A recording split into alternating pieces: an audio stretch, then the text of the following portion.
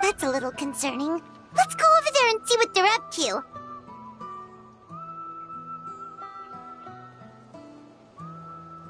Also, how did they get this close to a tribal settlement?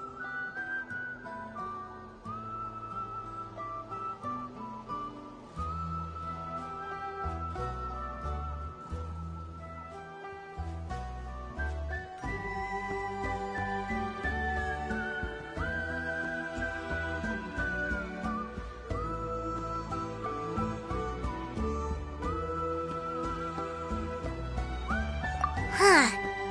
All the Fatui left in Natlan are probably the captain's subordinates. That basically makes them followers of one of Natlan's heroes.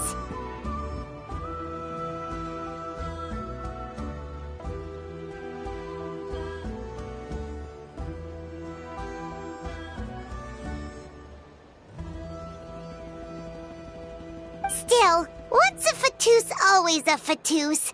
Something seems off seeing them here. Let's go check it out.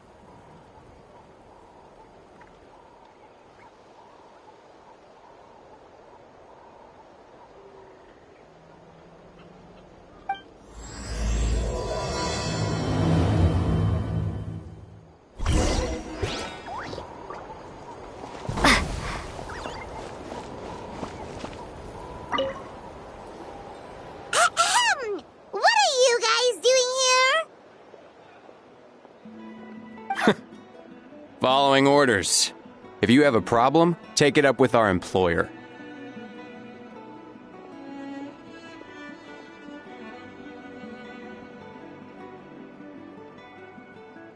Hey, what's with the attitude? Can the Fatui even work for a private employer?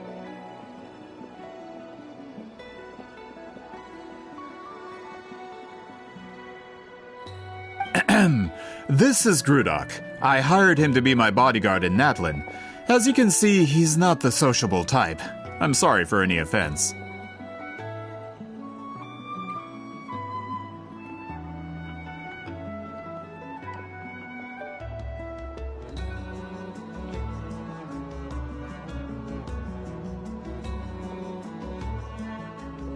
My original plan was to hire someone from the local tribes, but a priest recommended Grudok and his squad.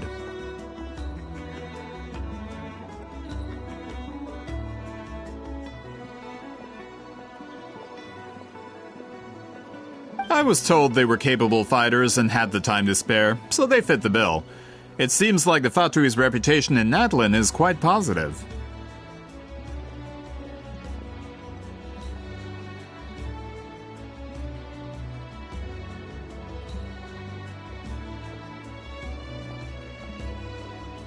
So that's what happened. Then you must be from Fontaine?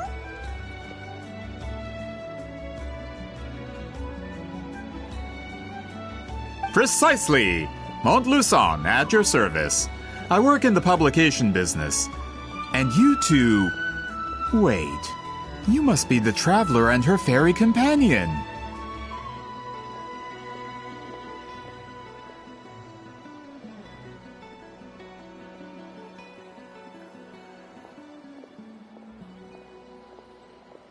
Oh, you know us? A golden-haired traveler with a floating companion. There's no mistake.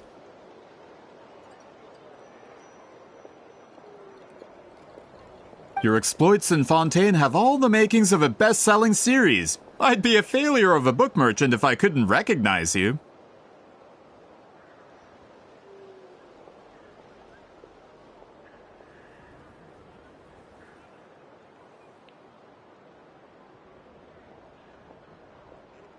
Wow, we're really famous at this point, Traveler. It's truly my lucky day. I know this is sudden, but I was actually looking for you two. You see, I have a favor to ask.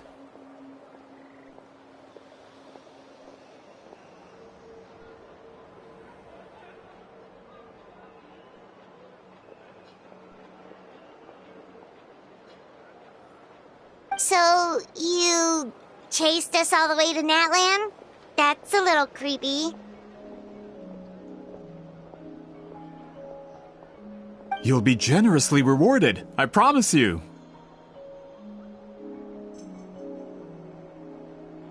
Well, at least he got straight to the point. Should we hear what he has to say?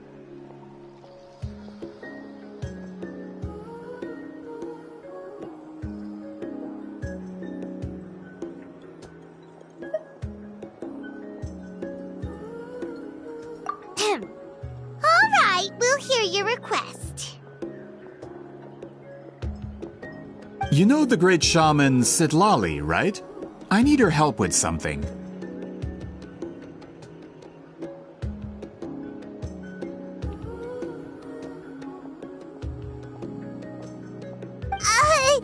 Yeah, the chances of her helping a random stranger just because we asked?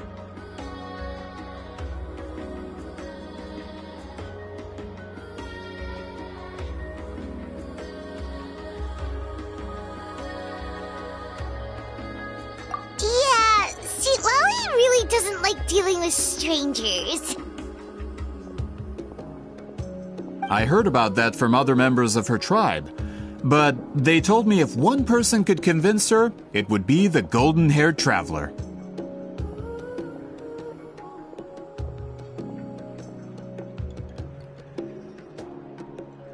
If you manage it, I'll even double your pay.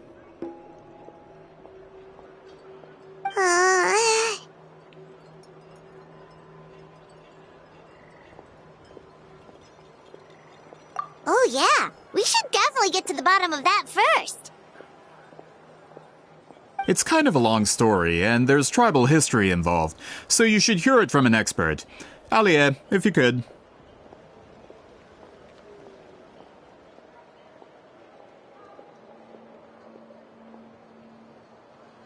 Of course. I don't often have an eager audience for this kind of thing.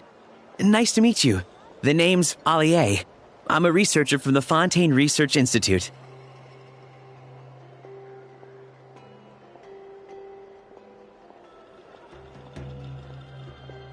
Unlike most researchers, I have a keen interest in ancient ruins. That's why I was invited to join Monsieur Montluçon's team.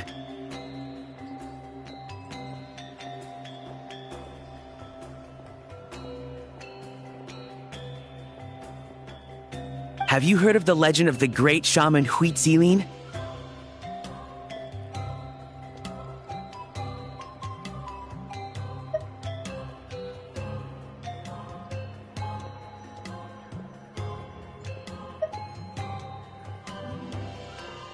Yes, according to local records, she was a color mystic who lived over 200 years ago, and the most adept in her tribe at using that particular technique.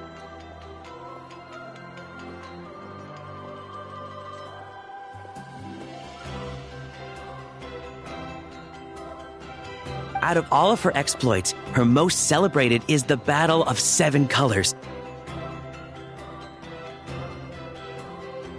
According to legend, the battle was triggered by an abyss invasion, one of the most brutal in Natlan's history, even from a greater historical perspective.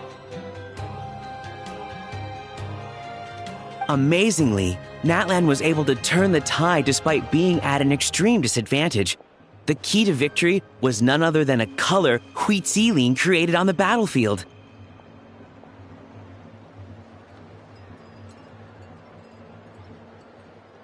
The color was extraordinary, illusory in appearance while also seeming to possess physical form. Legend has it that Huitzilin used the color to construct a magnificent maze on the battlefield.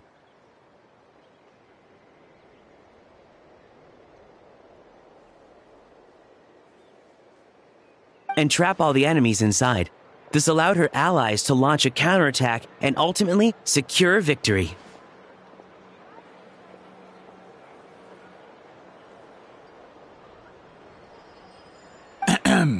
Anyway, that's the gist of it. We don't want to take up too much of your time. That story is the reason I came to Natlin. I often publish books about the history of other nations. They always end up faring well on the market.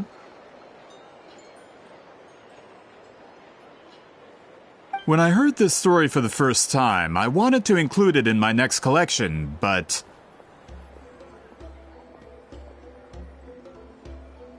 Historical records about Natlin aren't very detailed. We haven't been able to determine where the battle took place, or find any definitive evidence that it occurred at all.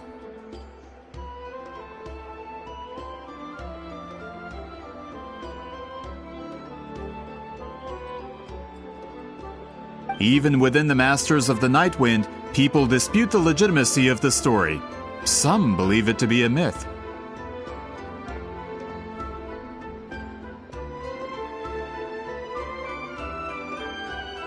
If that were the case, the story would not be fit for publication. But if you're just including it in a story collection, why does it matter if it never happened?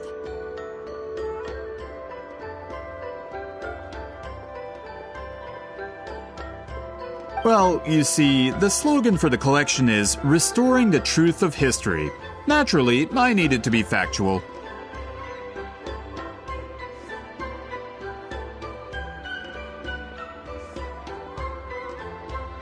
That's why I'm here. The Masters of the Nightwind are said to have a tradition of recording past events, so I wanted to consult their records.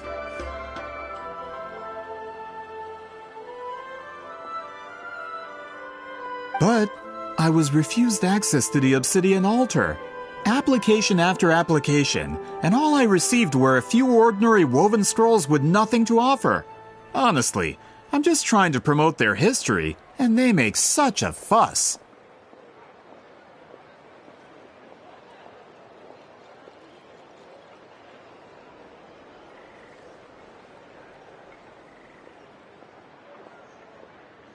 According to my research, their scrolls are considered sacred relics in addition to historical records. Naturally, outsiders are rarely granted access.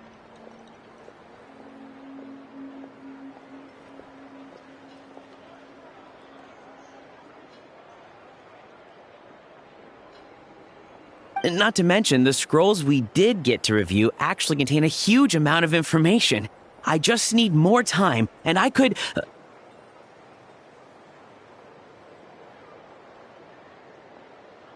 We've been over this, Alier. There's no need to waste time on those scrolls when we have a better way.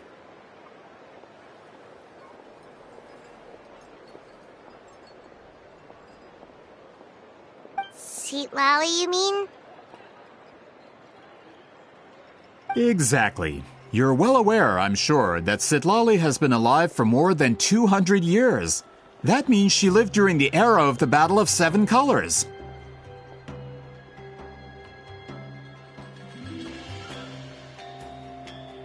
If she agrees to be my consultant, then no other historical records are necessary.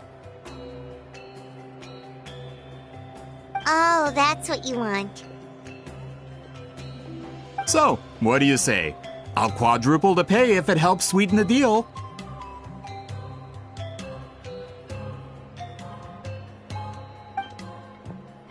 Well, it's not that we don't want to help you.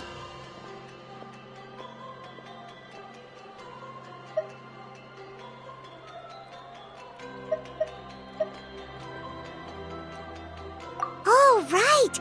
The duty the chief gave us has a lot to do with wheat sealing. Who knows? The Battle of Seven Colors might lead us in the right direction. Alright, we'll help you convince Citlali. Just let us do the talking, okay?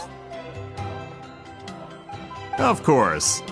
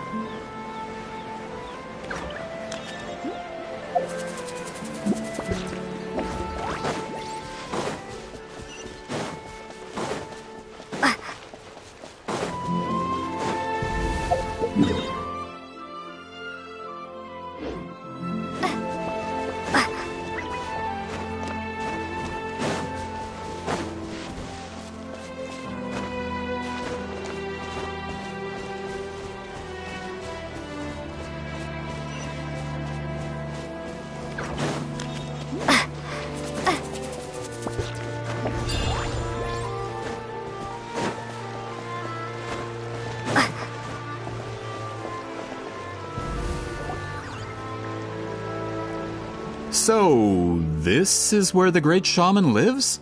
A bit far from civilization, isn't it? I hope the person who pointed us in this direction wasn't mistaken.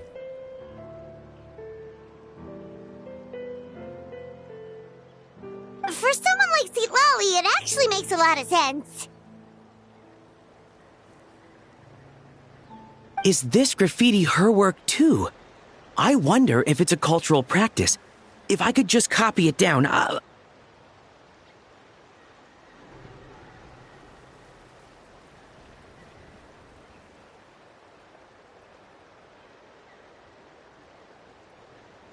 We're here for a reason, Alier.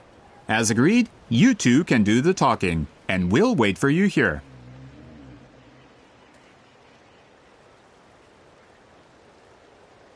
Okay, we'll go knock on the door. Hopefully she's not hungover.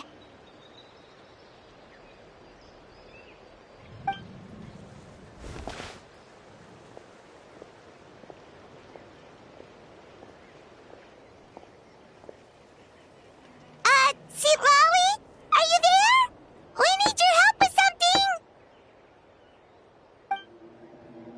Oh, no response. Maybe she's not home.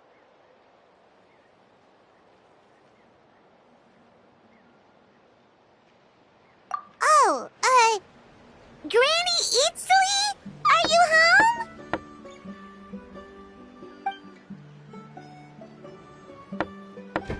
Hey, kid! If you're here to challenge me, book an appointment first!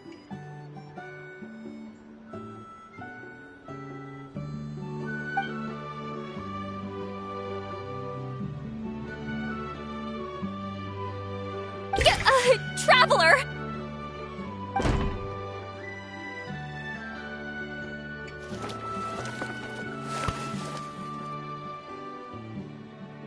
Looks like we came at a bad time.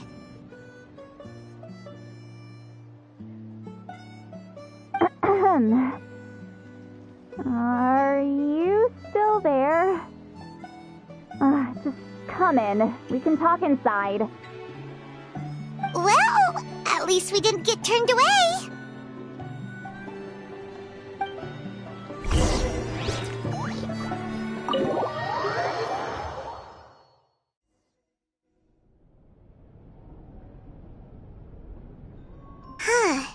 So this is where Lolly lives.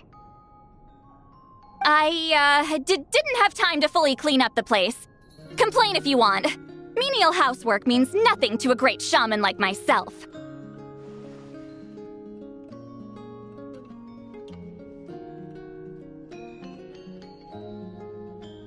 Besides, in light novels, people who keep everything neat and tidy are always too boring to be the protagonists.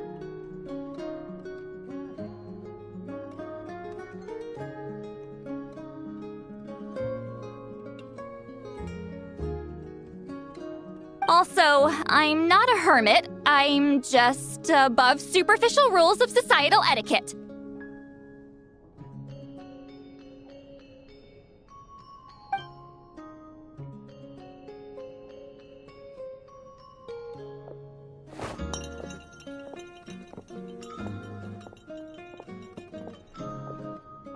She sure does care a lot about what we think of her.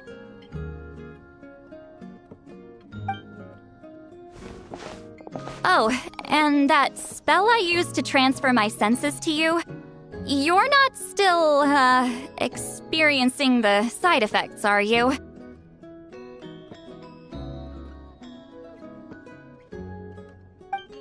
It's my duty as a great shaman to check that kind of thing. Oh, you mean when we could hear your thoughts? Nope. It's been so long, we don't have to worry about that anymore, right? Then why do I hear the traveler's thoughts in my head?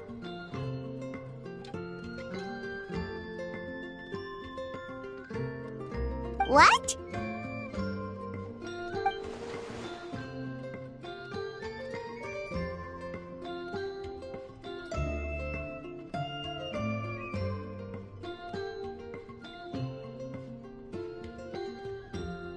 I can still hear you, you know.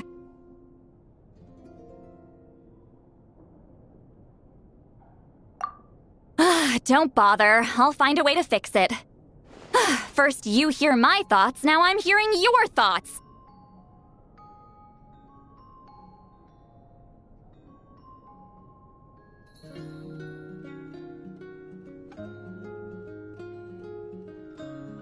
It was just a simple spell. I use it on you and now it's on the fritz. Forget it. Just tell me why you're here. Well, someone asked us to ask you to be their consultant. They have questions about the history of Natlan. So they asked the hero of Natlan to put in a good word? Sounds like they know I don't usually trouble myself with other people's problems.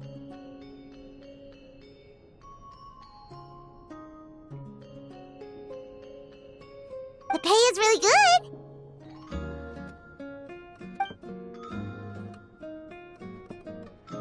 Doesn't matter, I'm busy. She sure doesn't look busy. Paimon knew this wouldn't get us anywhere.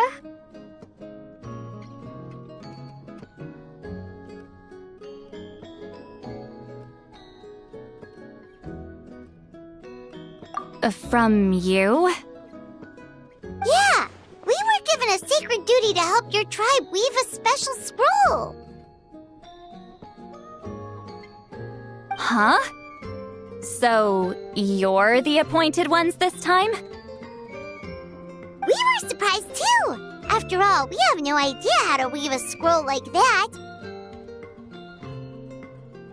But with Chef Biram's help, we were able to make some progress. We still haven't succeeded, but we learned that the key to weaving the scroll is a special kind of color. The historical event those men want to ask about also involves color. If you help them, you might end up helping us too.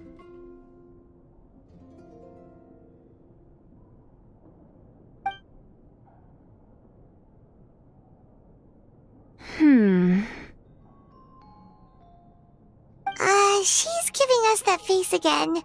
Did Paimon not explain things clearly?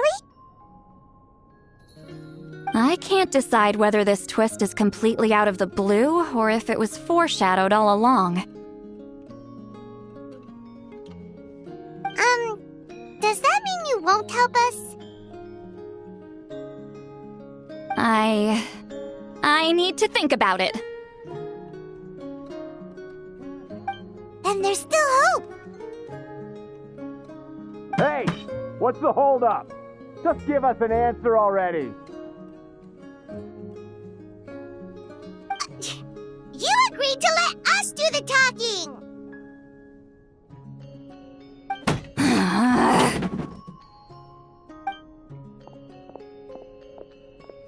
Sweet Lolly.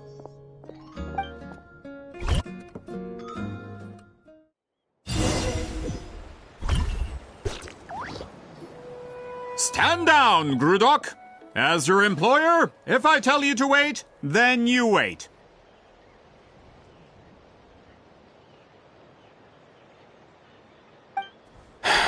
Understood.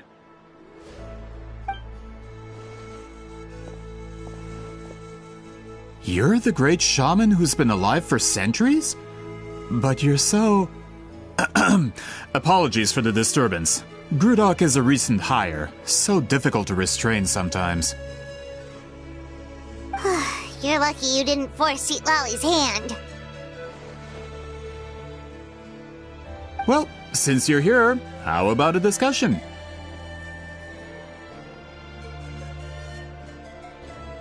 Do you have any idea who I am?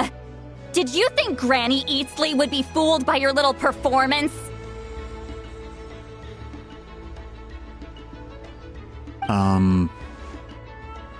I have no intention of speaking to you. Your recent hire interrupted me right as I was about to make an important decision.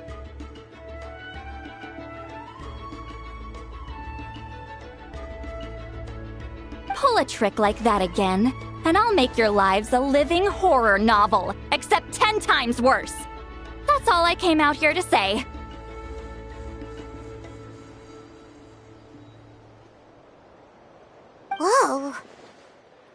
Traveler. We have a discussion to finish.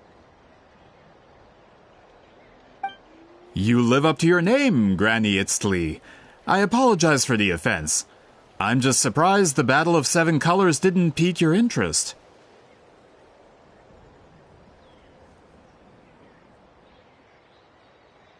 You're investigating the Battle of Seven Colors? Ah, the Traveler didn't get to that part?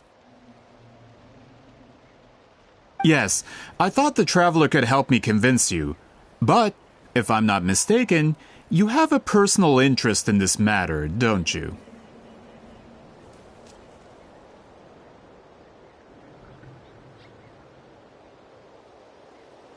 I heard that the great shaman Huitzilin was a friend of yours. You two must have been close.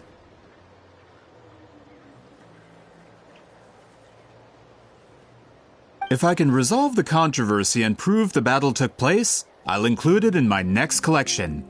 Then, all of Teyvat will learn the truth.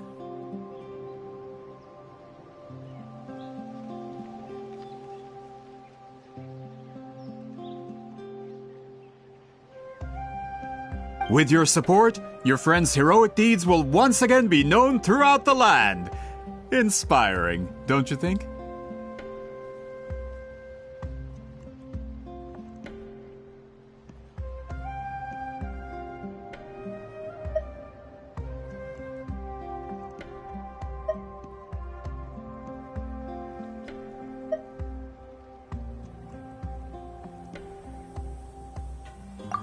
If this is really about that duty, then... fine. I'll help you. I'm honored. Save it. I agreed to help the Traveler, not you.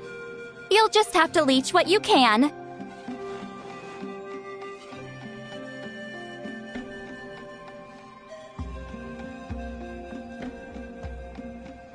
Well, at least she agreed to help.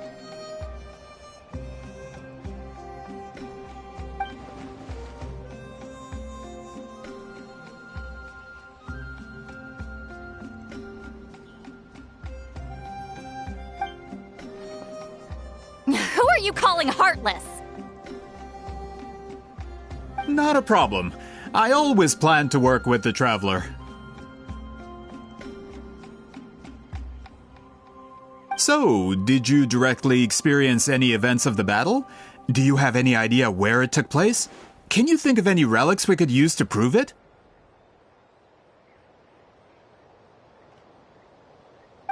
Talk at me, why don't you?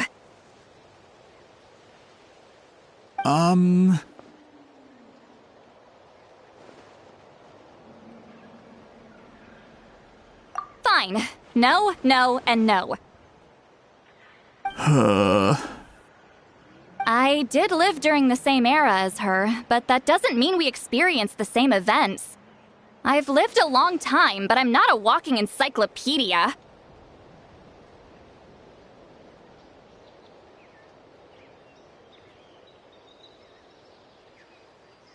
You decide the angle of your investigation, and I'll provide answers if I'm familiar with the subject.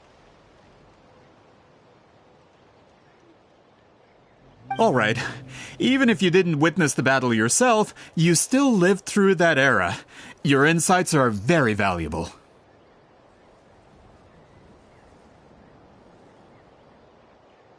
Alier, you had an idea about where to start, yes?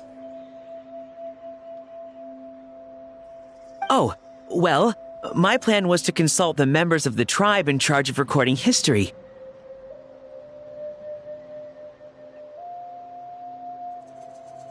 Then, let's start there. Traveler, what do you say to officially working together? After all, it appears I can only get Miss Citlali's help through you.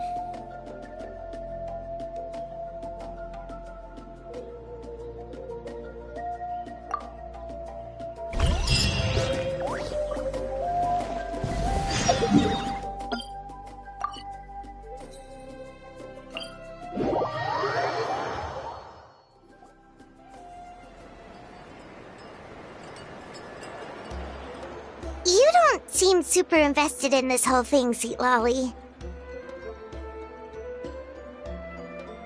The Battle of Seven Colors is something I've only ever heard about. I know as much as anyone else in my tribe.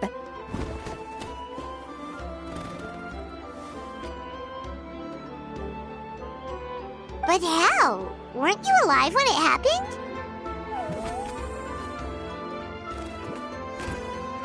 I wasn't there when it took place, and she never told me about it.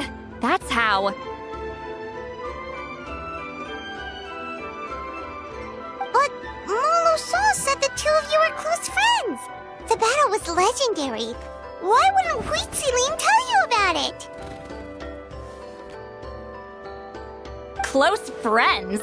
More like arch rivals. Something Montlusan would know if he actually did his research.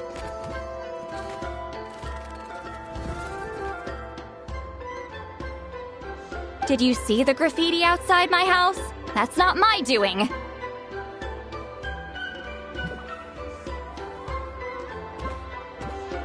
All students from Huizilin's School of Shamanism must pass an extremely difficult trial before graduation, defeating me in battle.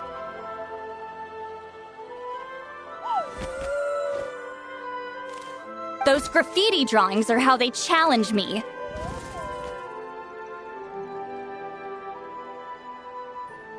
Of course, none of them ever succeeded. So, after Huizilin's death, her students had no choice but to modify the requirement. Instead of defeating me, all they have to do now is last long enough.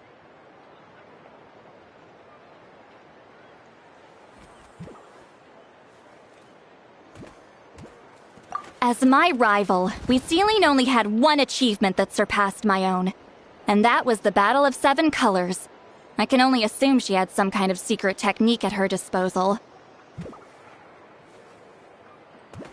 It makes perfect sense that she kept it from me. I'm a fast learner. Telling me about the technique is no different than handing it to me on a silver platter. As if she would give away her one advantage.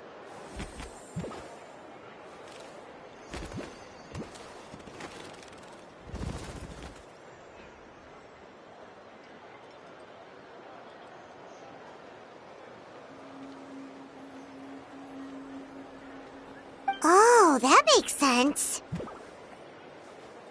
Anyway, all of that is secondary. Like I said, I'm only here to help you fulfill your duty.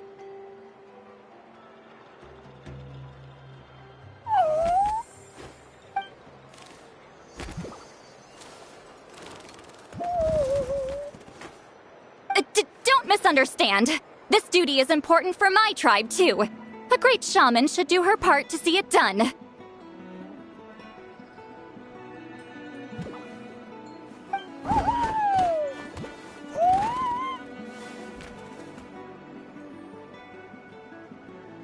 Excuse you? I fail to see what housekeeping has to do with my duty as a shaman.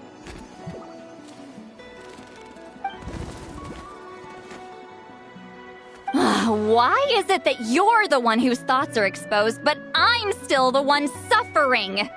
I need to get to the bottom of this.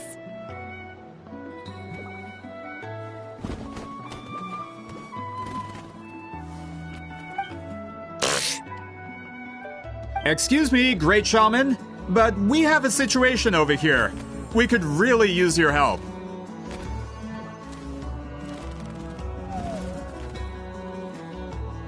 Okay.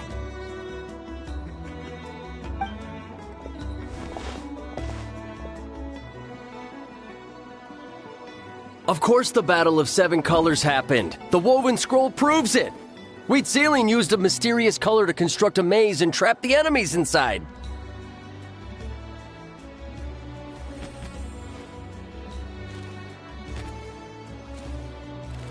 That's just your interpretation. There's more than one way to understand that scroll. Besides, constructing a maze out of color is ridiculous. Huitzilin was one of the most powerful shamans of her time. She definitely could have pulled it off. That's the biggest problem. She had students. Why not pass it down? A technique that powerful? And no shaman since has ever used it? Her students are keeping it a secret, of course. If you knew a technique like that, you'd be a fool to show it to just anyone.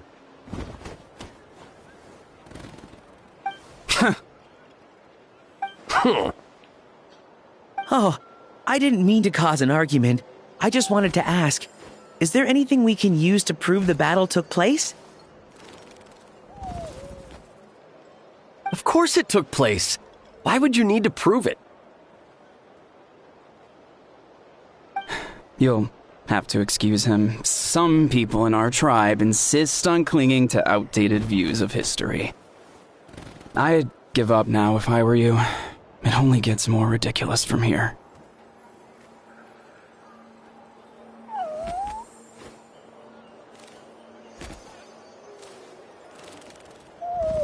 Please don't fight.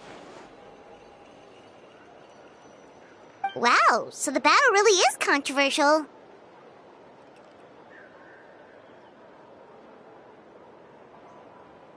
Am I the outdated one? Kids these days can't find anything better to argue about?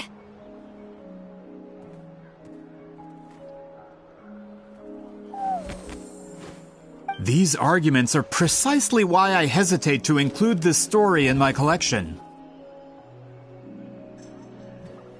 Neither side was able to offer anything useful. What should we do? Wheatsealing was a passionate teacher. We were opposites in that sense. The technique she used in the battle must have been her masterpiece. There's every reason to pass it on.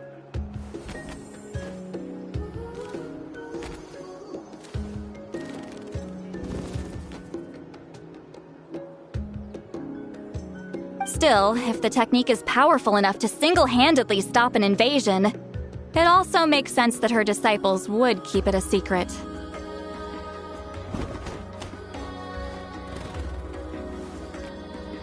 We should check with the students from her school. If we can confirm the technique exists, we can deduce certain things about the battle.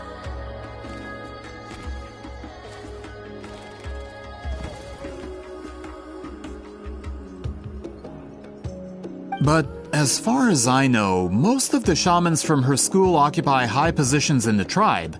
Not the type of people outsiders like us can speak to on a whim.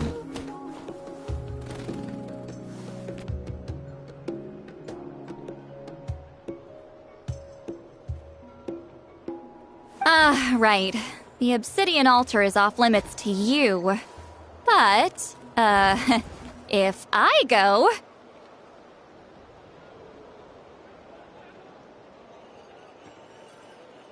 Is there a problem?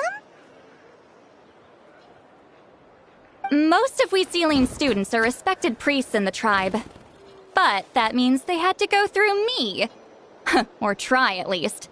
I, of course, humiliated them from a young age.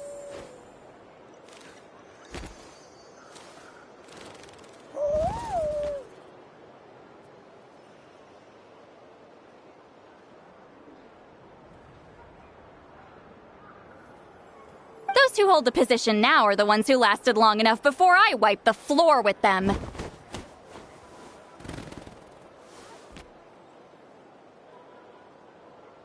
If I show up without warning, they'll run for dear life. That's not gonna get us any answers. Yeah, Paimon can see it now.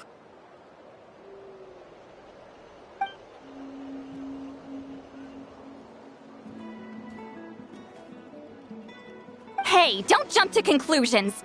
That was just a metaphor.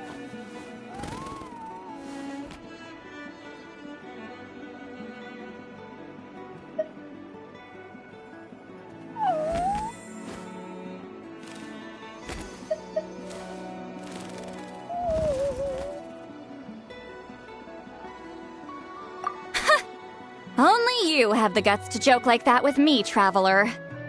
Fine, I said I'd help, so I'll help. But don't blame me if it goes wrong.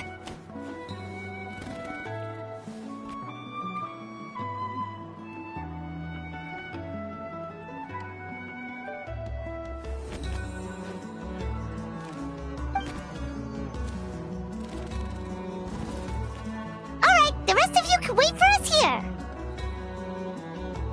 We appreciate the help.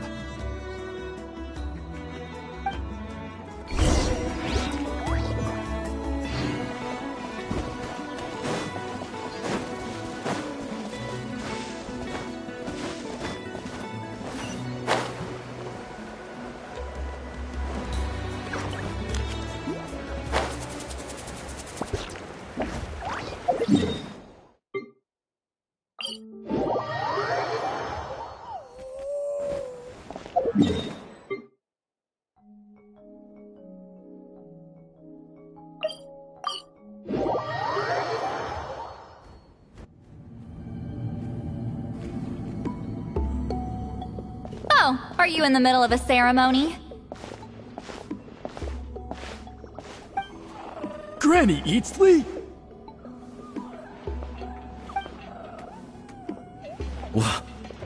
What is she doing here?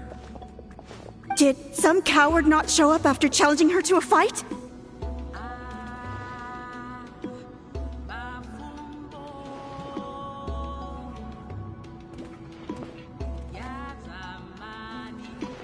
Or is she here to officially take over the tribe?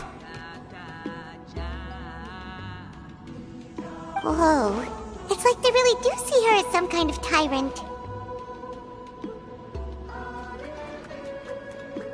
No matter what, we'll defend our dignity as priests to the end. Ugh, you talk a big game for someone who lost to me the most out of the entire priesthood. What? All I want is to ask some questions. So, you're here to interrogate us? Someone didn't sit pretty for their beating? Is that it? You want their name, don't you?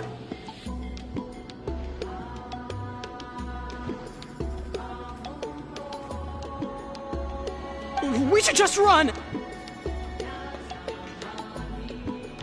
Yeah, with the hero of Natlan here, Granny Eatsley will be on her best behavior.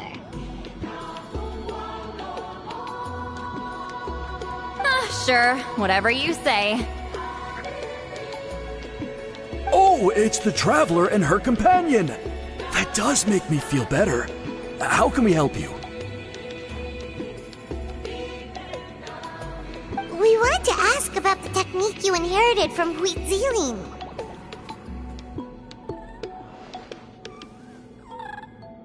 Huh. So you can eradicate our school once and for all?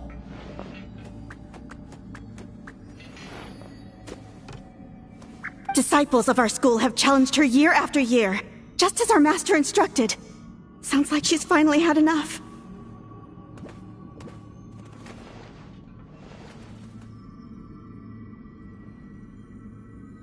Well, you're not wrong. If we want to protect our legacy, one of us needs to run! Not this again. Just how much did you traumatize them, Seatlally?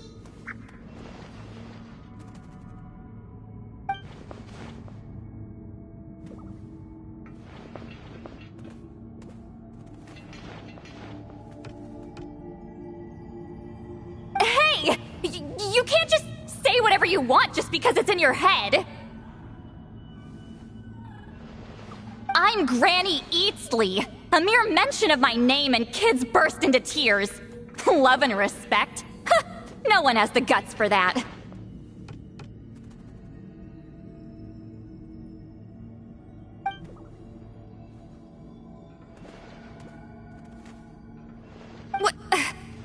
You know what?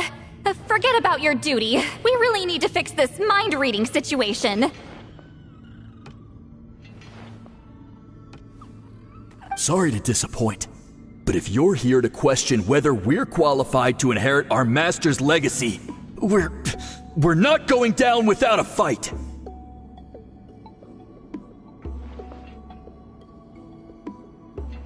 We're not getting anywhere. What should we do, Traveler?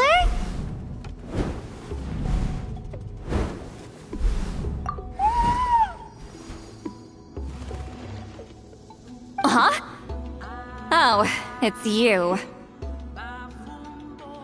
Elder Tlapo! Oh, we must have disturbed your meditation. Our deepest apologies. Please forgive us.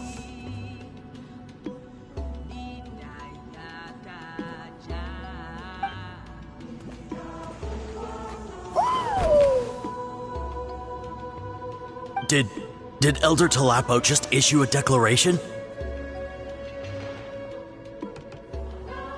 From what I can tell, in a single word, the message was... friend? Is Elder Tlapo telling us to treat Granny Eatsley as a friend?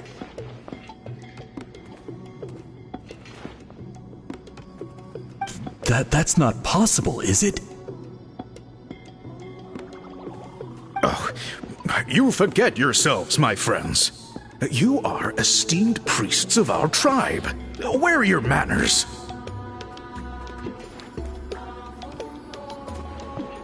But Chief!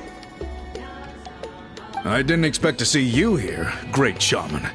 My sincere apologies for the lack of hospitality.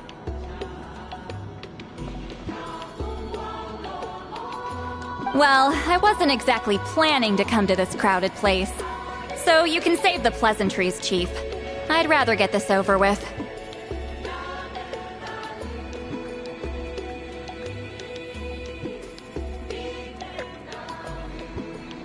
Understood. Now, as successors of Huitzilin, I understand your friction with Granny Eatsley.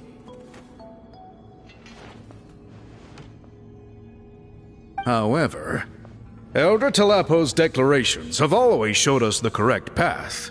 You would do well to respect his counsel.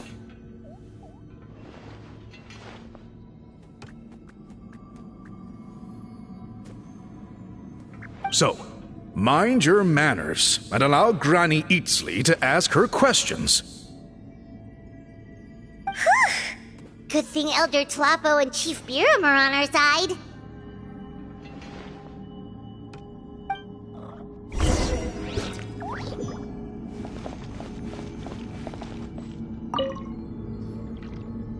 Hi there, Elder Tlapo!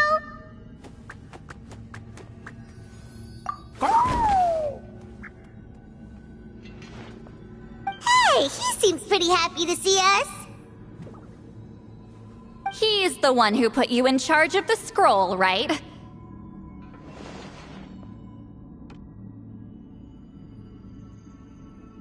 Yeah, Elder Tlapo appointed us to the task. Elder Tlapo, huh?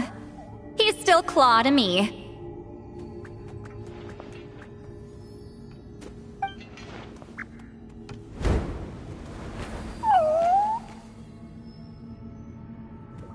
Hey, don't pull that cutesy stuff with me. You're an Iktomisaur Elder now. You occupy an eminent and important position within the tribe.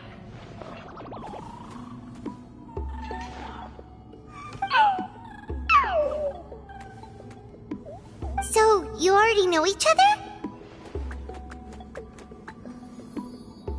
Claw was only this big when we first met.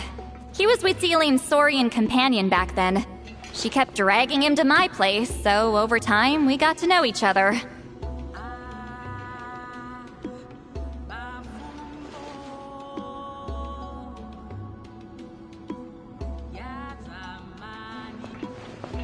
But she only came to my place to fight me. But at the same time, she always claimed to be my friend. She was the only one who dared to try, at least.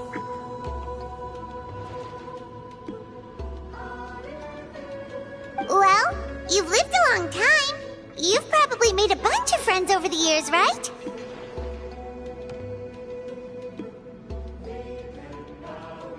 The more time you have, the more friends you lose.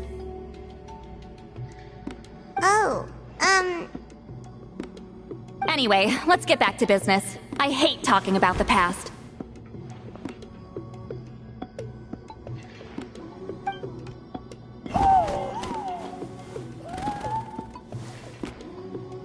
Oh, 200 years and you still haven't given up, Claw?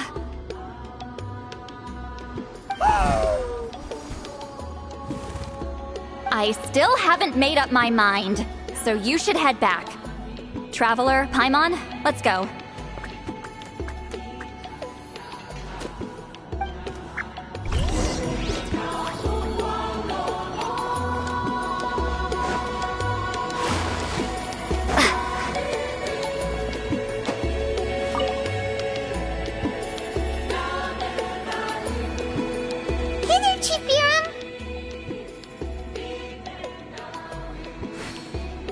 Oh, wait.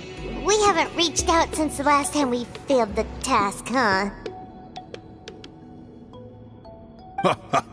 I'm just grateful you haven't forgotten that duty. Actually, we have good news! We found another clue! I'm all ears. It's the Battle of Seven Colors. Huitzilin's claim to fame? That sounds promising. But the battle took place hundreds of years ago. An investigation is bound to be difficult. True, but Granny Easterly promised to help. Is that so? I've tried seeking her help in the past, but I never managed to coax her out. You should cherish this opportunity. Hey, don't complain! None of the previous chiefs succeeded either.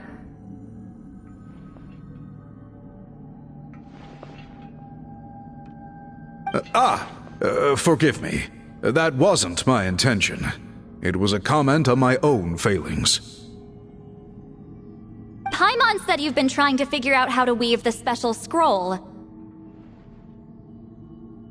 It is my duty, great shaman.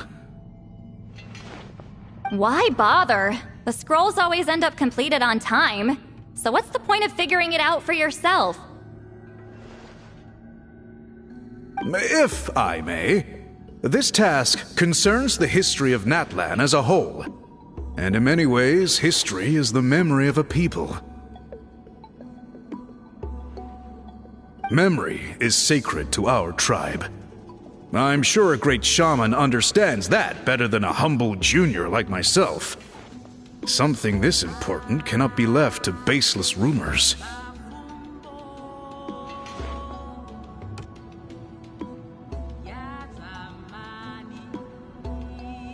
I know you don't concern yourself with the daily affairs of the tribe, Granny Easterly. Even so, as a priestess, I trust you wouldn't leave something like that to chance.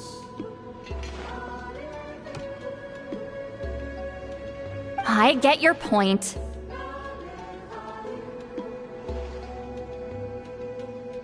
Of course, the one time I wish you could read my mind, it doesn't work.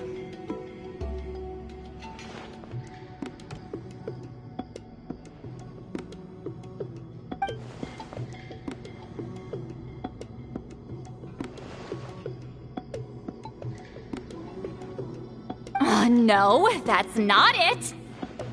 Huh? It's not important.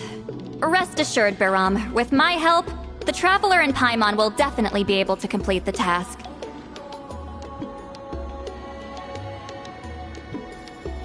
Haha. You have my thanks then.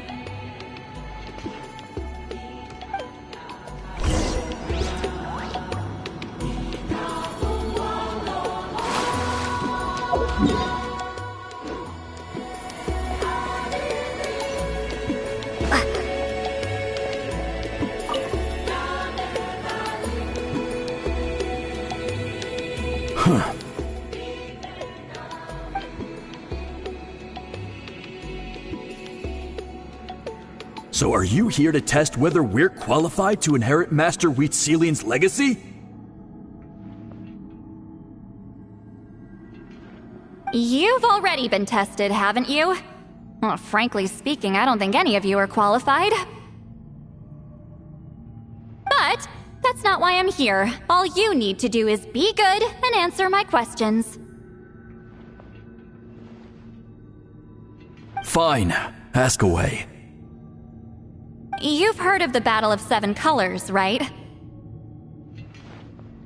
Of course. It's our master's claim to fame. An immortal legend inscribed in the very history of our tribe. Then I'm sure you know there are those who question whether it actually occurred. I did hear people arguing about that the other day. It's disgraceful. How can they question something like that? It doesn't surprise me. Natlan has had more tourism lately. A lot of people have started getting strange ideas after interacting with Outlanders.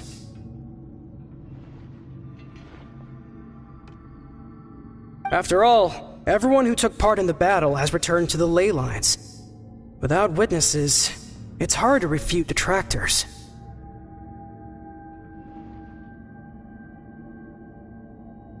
Well, it just so happens the questions I want to ask are directly related to the legitimacy of this battle. Listen, we know you were rivals, but do you really have to question her legacy?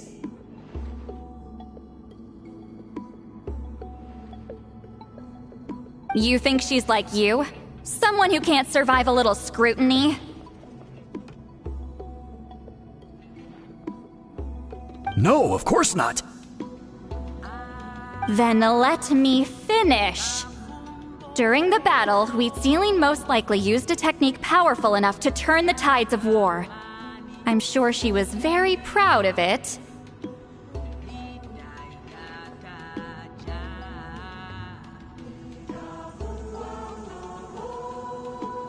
Proud enough to pass it on to her disciples.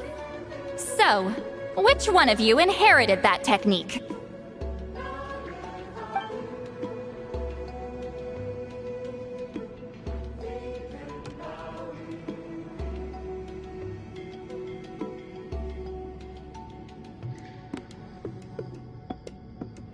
I don't think any of us have heard of it.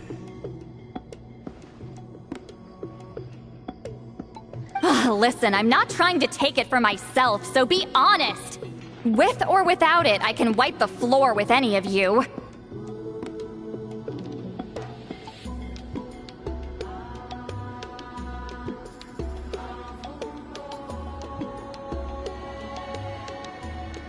Yeah, no objections there. But I'm telling the truth. None of us have ever heard of that technique. What's wrong with her? Why would she let it go extinct?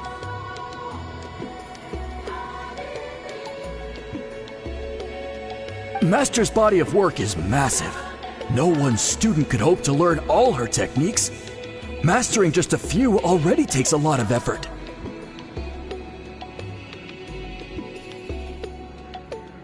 Master had no choice but to recruit many students, split up what she knew into different portions, and pass it down through various individuals.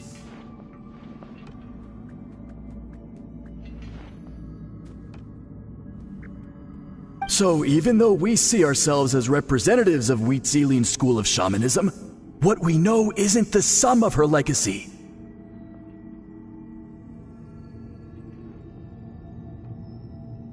Actually, I know of a shaman family that inherited some of Master's techniques. The family fell on hard times and lost the right to the priesthood.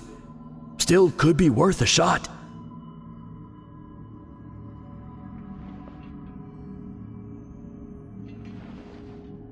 But if they inherited Wheatsealing's secret technique, shouldn't the family be thriving?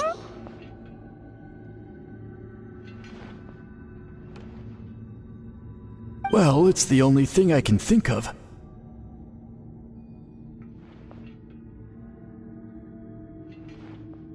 All right, give me their address. I'll mark it out on your map. To be honest, I'm not optimistic about the future of this investigation.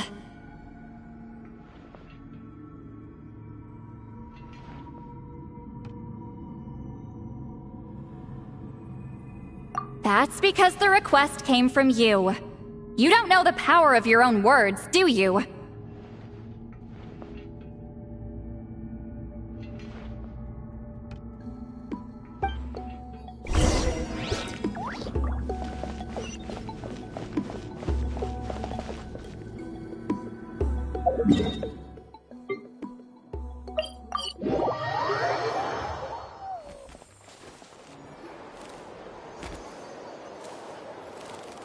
Proving the legitimacy of this battle seems more hopeless by the second.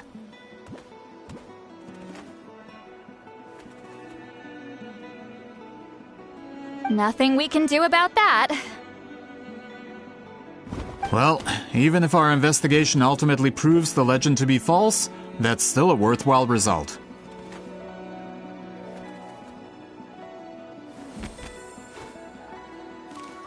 Although I'm here for business purposes, I have a personal interest in this as well.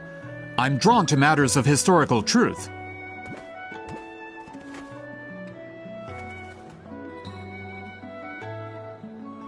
That's exactly why I chose to follow you, Monsieur Montluçon. Listen, I'm just updating you on the situation, not asking for your opinion. I don't really care whether you continue your investigation.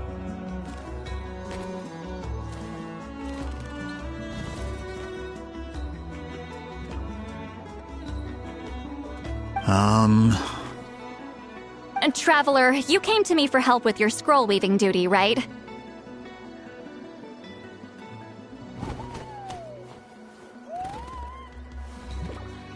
You thought looking into the Battle of Seven Colors could give you answers. That's understandable. But based on our progress, I'd say this is a dead end.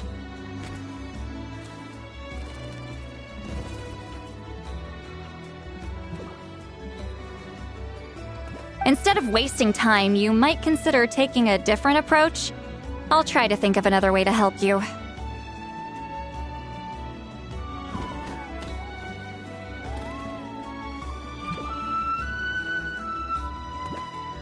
Respected traveler, let's not forget about the compensation I promised. You shall have it in full. Extra, if that's what it takes.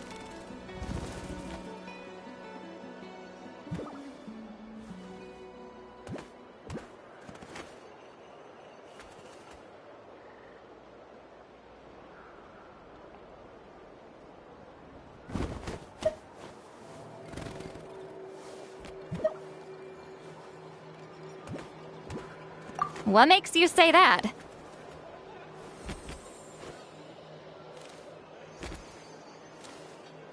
Yeah, based on what you've told us so far, it kinda seems like there's unresolved tension between you two.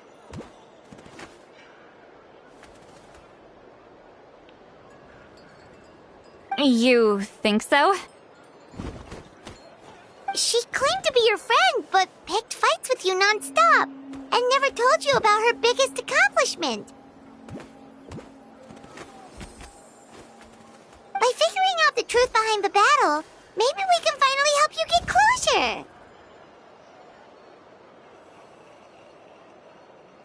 closure. Closure? I'd say we're 200 years too late. But fine, if you want to keep investigating, be my guest.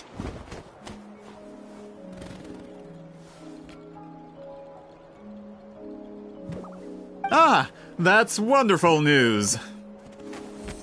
Alright, let's go visit the shaman family.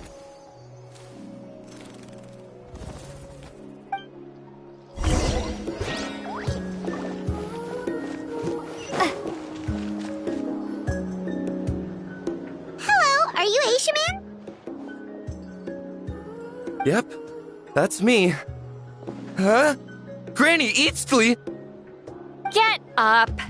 In a crowded market like this, the only person who should be trying to hide is me.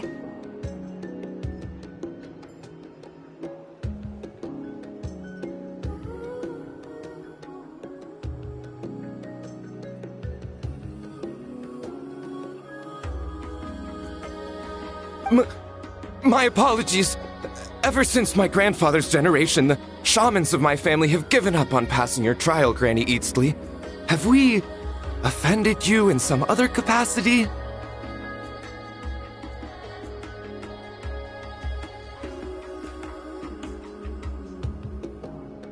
Man, this is generational trauma at this point.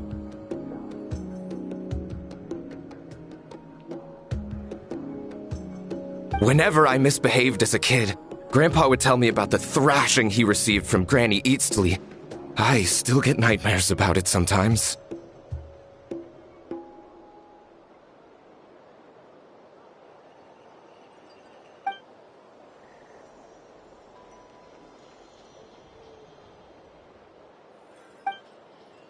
Hey, don't get any funny ideas. This was your idea, remember? Keep asking your questions. I'm going to find somewhere quiet to wait.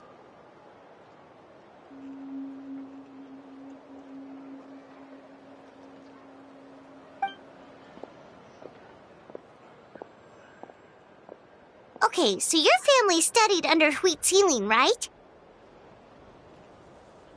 Yes, although that pretty much ended with my grandfather's generation, unfortunately.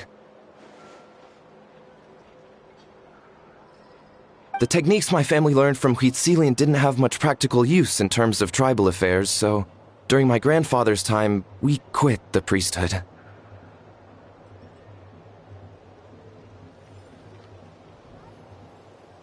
Turns out, shaman techniques aren't that useful outside the priesthood either. So over time, we abandoned them altogether.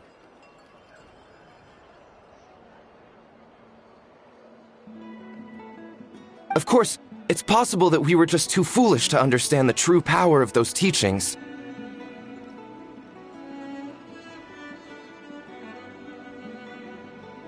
After all, Wheat Ceiling was a genius.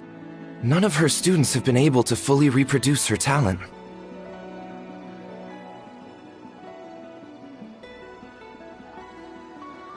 Do you know which techniques were passed on to your family? I'm not sure. As a kid, I remember hearing my grandfather talk about them, but it's not like I can use them myself. Just think about it for a sec. Do you remember anything about a technique that can decide the outcome of a battle?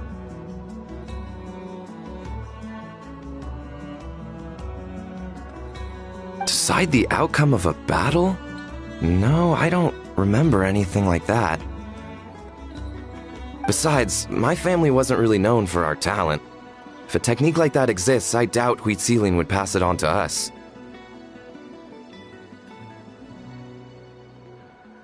You might have better luck asking one of the priests. They're descendants of Wheat Ceiling's most gifted students.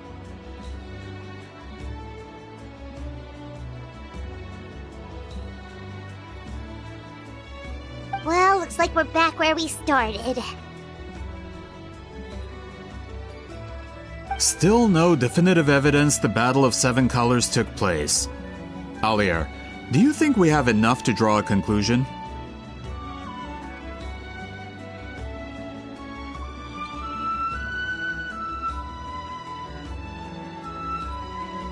All we have are non-witness accounts.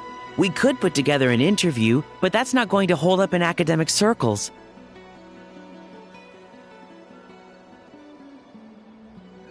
Then we have to keep going. Oh, you're investigating the Battle of Seven Colors? Yeah, you know about it? Not a lot, but there's something special about my family.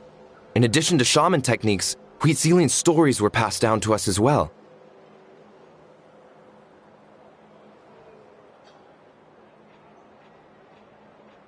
Say what you want about my ancestors' dedication to shamanism, but they definitely paid attention to those stories.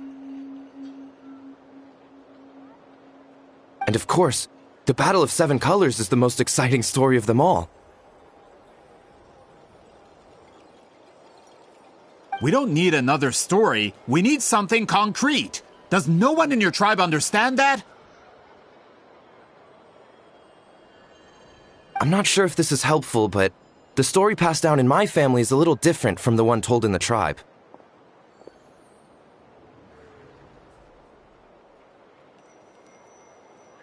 Really? Well, it's Wheat Ceiling's personal account of the events, so it's a lot more detailed. For example, in the version I heard, the battle took place in a location known as Chico Mostuck Cave. That means you can tell us where to find it. Have you ever been to this place? Unfortunately not. I studied maps of Natland before we left, Monsieur Montluçon. I don't remember ever seeing such a name.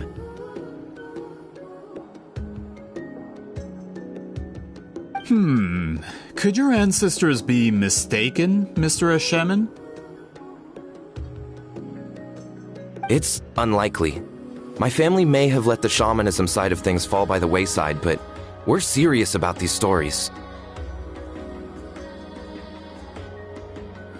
In the words of my grandfather, some things deserve to be passed down more than secret arts.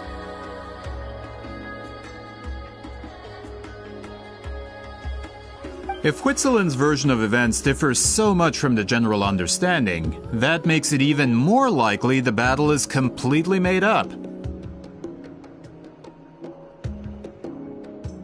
Yeah, that's disappointing.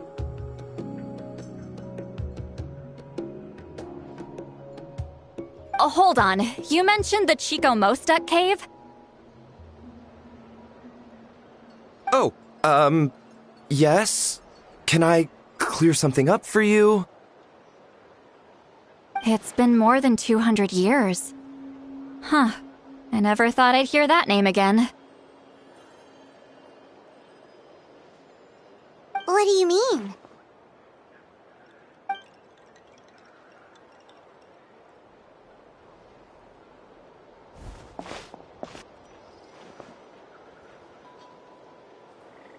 That location is now known as the Valley of Fog. The Chico Mostuck Cave is what it was called 200 years ago.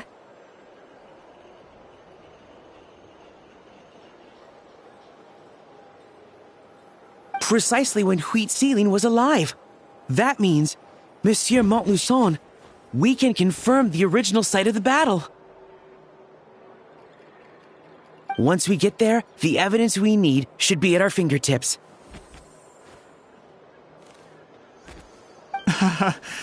Just when we thought all hope was lost. I never doubted you, great shaman. Allow me to present you with a gift as thanks. Save it. Flattery won't get you anywhere with me.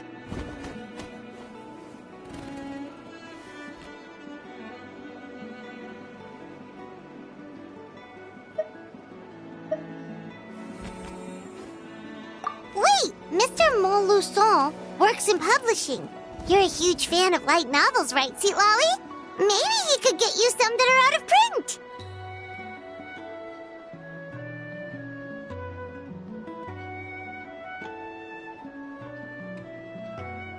Really? Out of print, huh? Sure. Do you have any in mind? Well, if we're talking collectibles, then the first edition of Shogun Almighty reborn as Raiden with unlimited power is a must.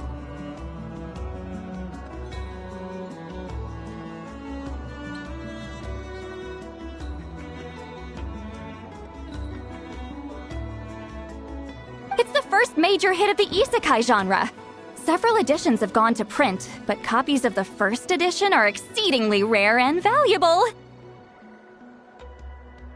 I see. There's also its sister work, Pretty Please Kitsune Guji. It was Yae Publishing House's attempt at gauging the new market trends.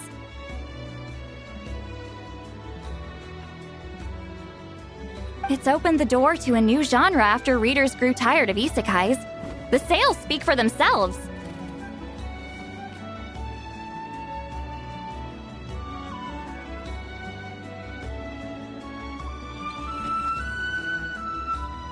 Actually, Yae Publishing House released a limited edition not too long ago. But it's almost impossible to get. Anyway, I'll take those two. Sorry, I'm not sure I caught all that. What were the titles again? Reborn as Kitsune Guji?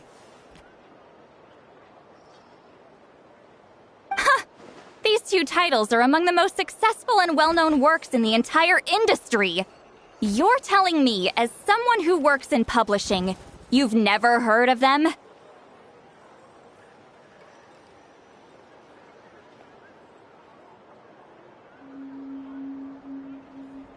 I'm a merchant from Fontaine, after all.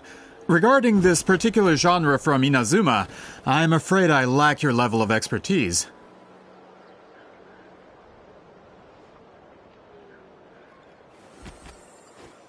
Huh. Amateur.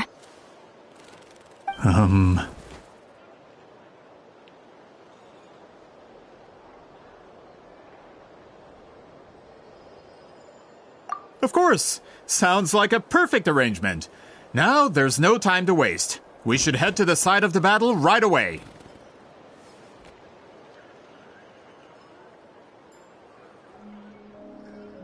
Once we get there, it'll take a bit more work to determine the actual location. Right now, all we have is a general idea.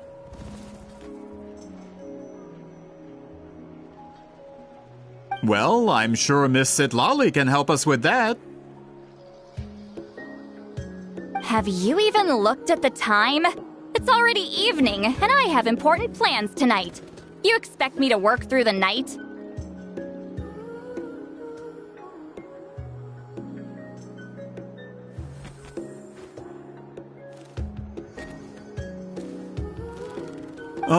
Well, what do you think, Traveler?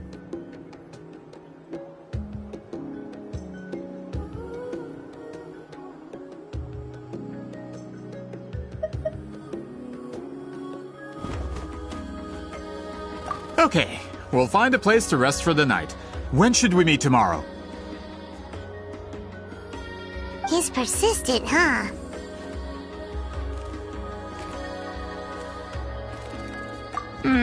How about noon? Do we have to wait that long? Great shamans have important matters to attend to in the morning.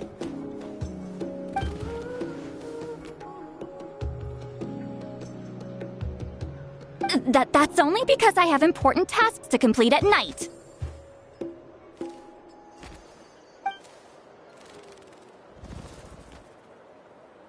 All right, as Miss Sitlali instructed. Let's meet back up tomorrow at noon. We'll be waiting at the exit of the tribal settlement.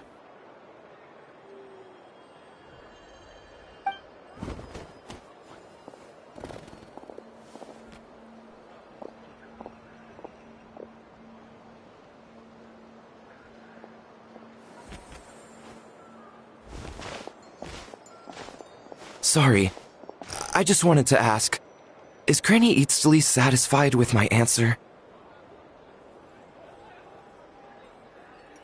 Yeah, of course. You really helped us out. Oh, good. I'm glad I didn't offend her somehow. You're really that scared of her?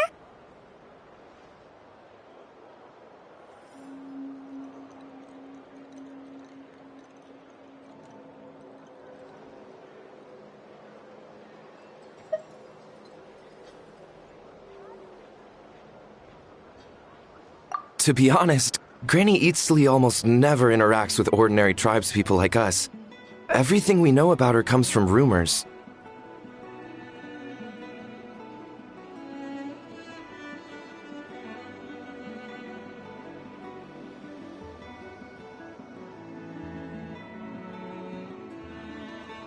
She's a powerful shaman who's lived for over 200 years. As a great hero, you're probably the only one who isn't intimidated by her.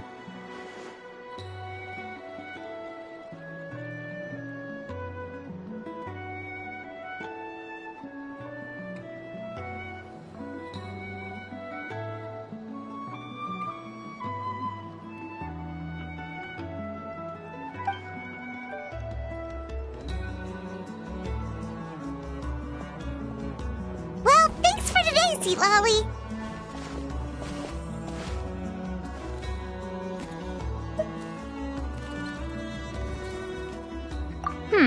That's quite considerate of you. All right, let's grab a few drinks. Just like last time.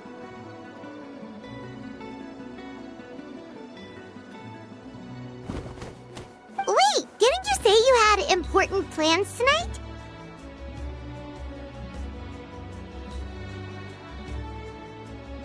What did you think I meant?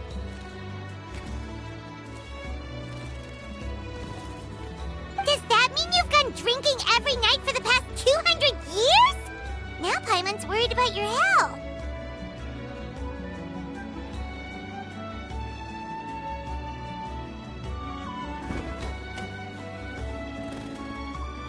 No, I've had enough socializing for one day. I know somewhere quiet. We can just buy some drinks and head over.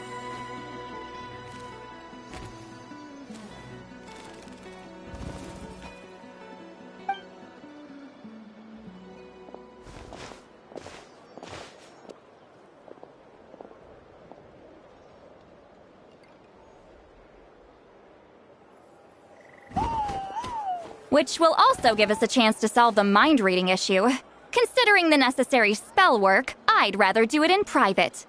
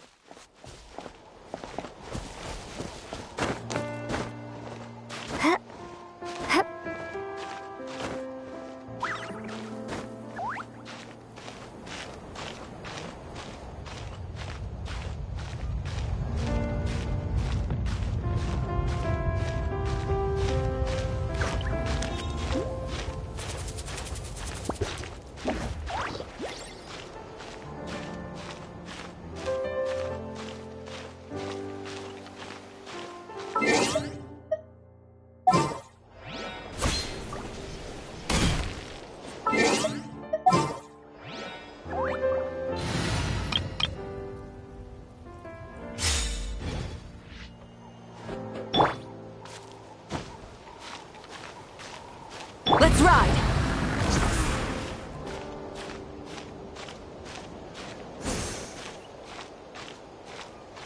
All right.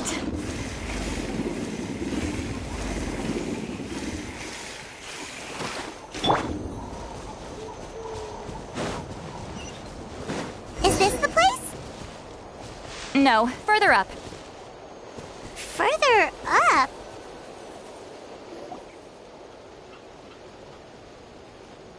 Whoa, this is like a secret base!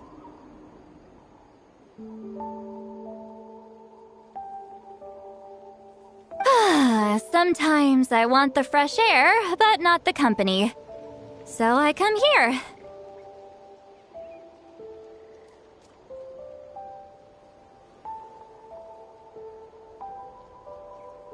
Let's see if my stash is still here. Ah, great! The halberd crest birds didn't eat my snacks.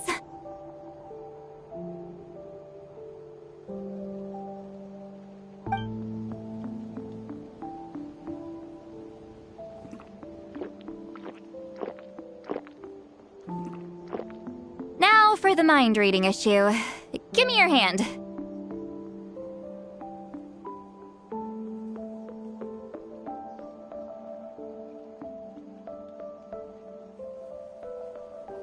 It might take a little longer, actually.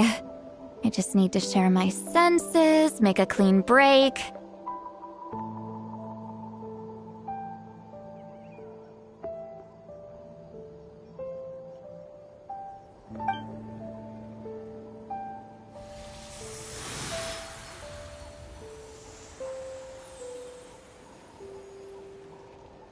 And that should do it. Right?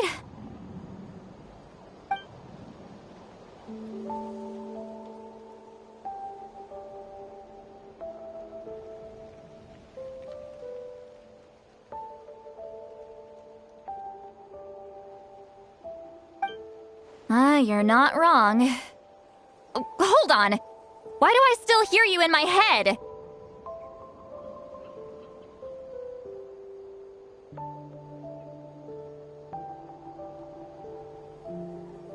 Oh, did I not separate our senses completely? Maybe using my palm isn't enough? Close your eyes.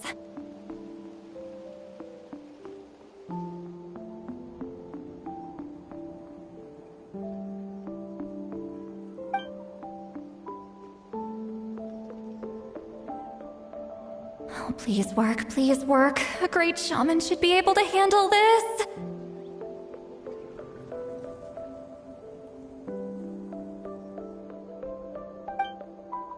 Okay, what about now?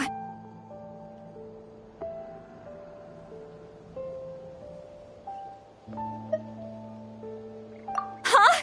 And now? Huh. Whenever I try to remove the effect, it just flips direction and gets worse.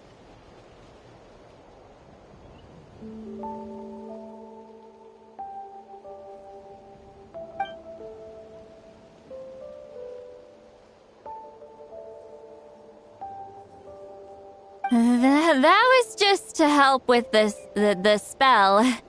Ah, shoot. I still hear you.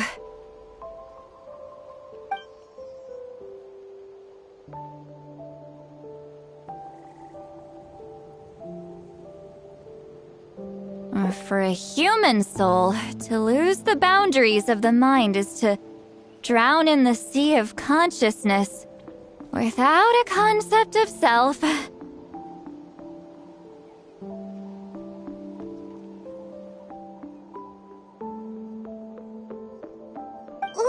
that sounds bad!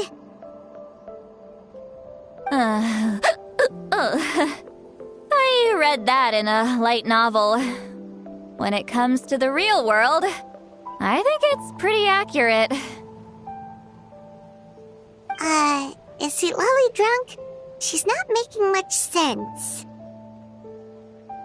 Anyway, we'll just have to leave it for now. Hearing the Traveler's thoughts isn't that bad, right? You should just tease her. That's what Paimon would do.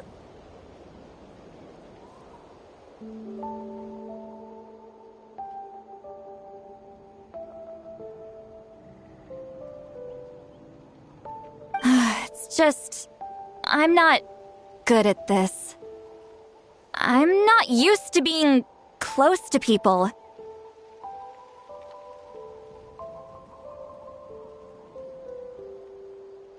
Sorry, I said we could be friends, but I guess I'm not ready.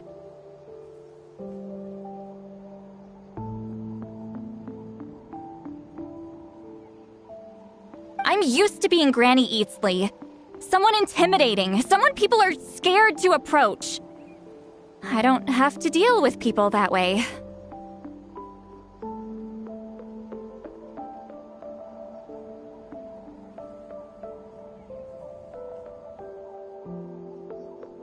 Yeah, Paimon's been wondering, why do you insist on living so far away? You could easily become a leader of your tribe, someone everyone loves and respects. When you live as long as me, a person is like a flower. The color draws you in. You water it to see it bloom. It rewards you with its fragrance.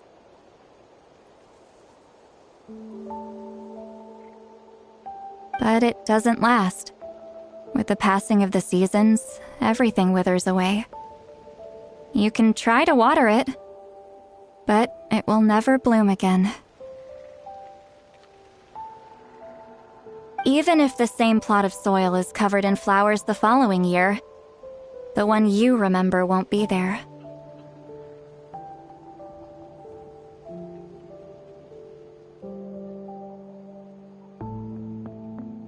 That's just how it is.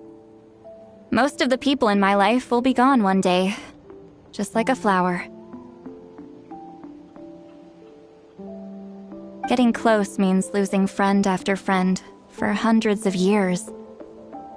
until the weight of their memories crushes my soul.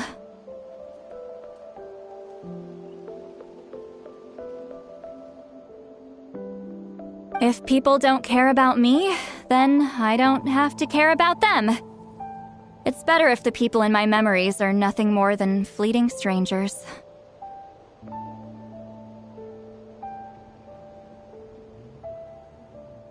Sweet Lolly.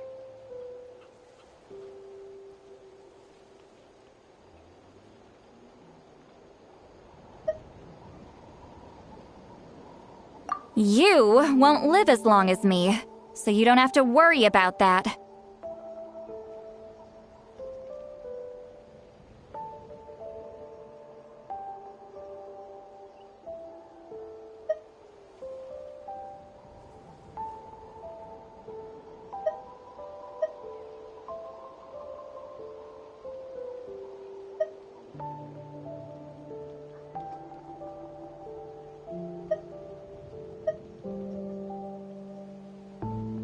Really?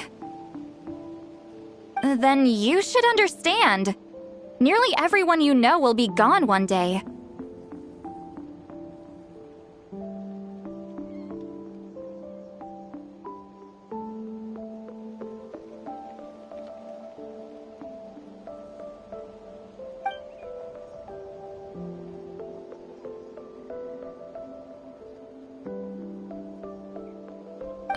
Traveler?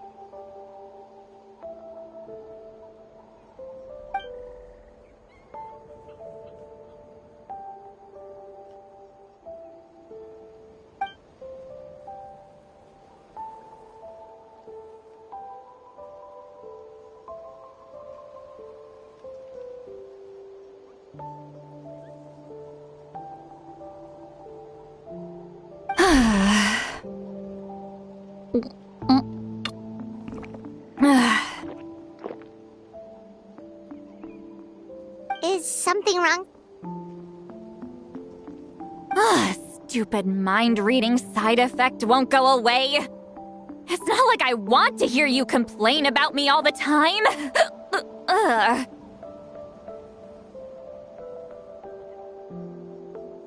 Okay, she's definitely drunk. See, Lolly, maybe take it easy?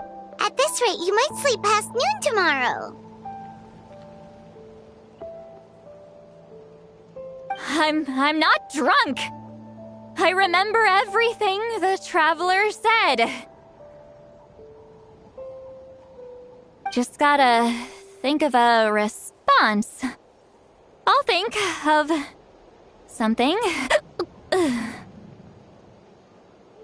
Uh-oh, not this again.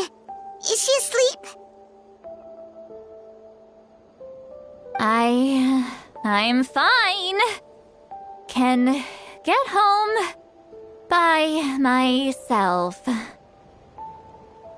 Is she talking in her sleep or talking to us? She seems kind of out of it.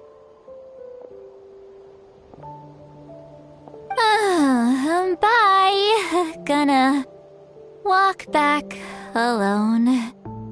Need some time to think.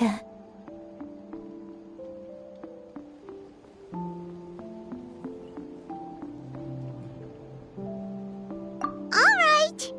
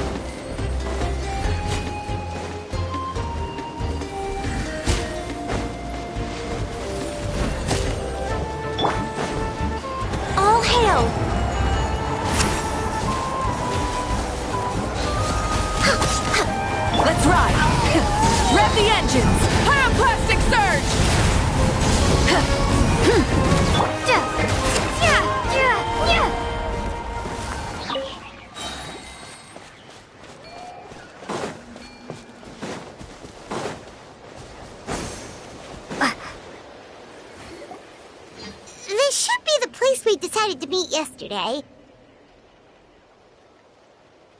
Who knows if Sweet Lolly will show up on time? She drank so much last night, she might not even be up yet.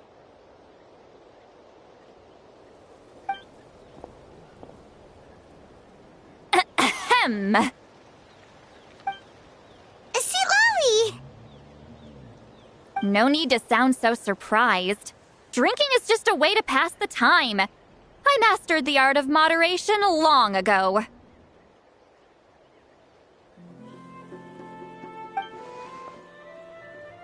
Last night doesn't count. It was a minor slip-up, that's all. Anyway, I gave everything a lot of thought, and I think you're right about something.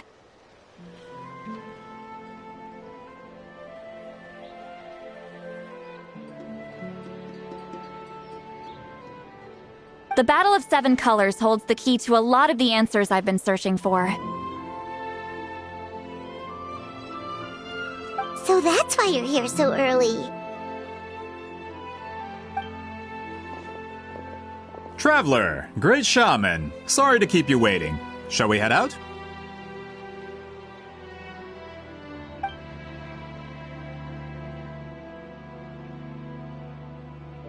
Just follow me. I'll confirm the location myself. Of course.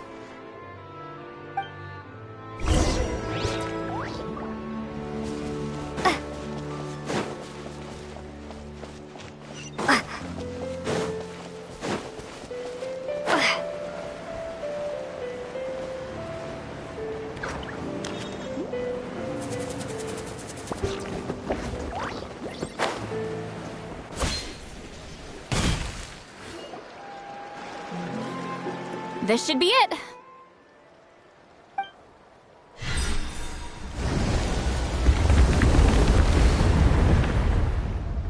So the battlefield is inside this place. That could explain a lot of our academic questions. Don't lose focus. Once we get to the actual site of the battle, all the evidence needed for publication will be at our fingertips.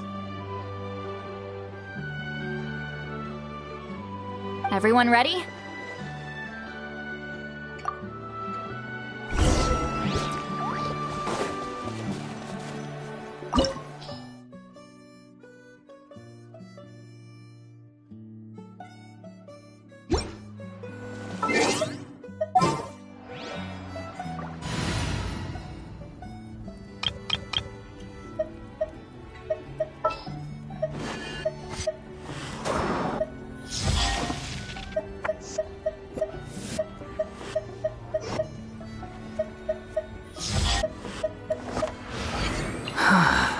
What do you want from me?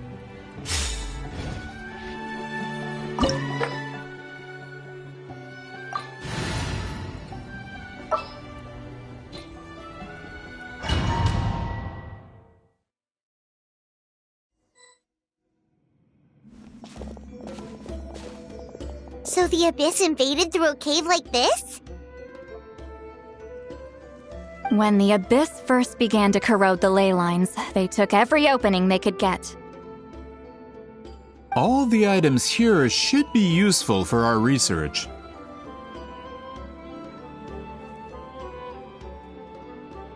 You're not to touch a single one without my nod of approval.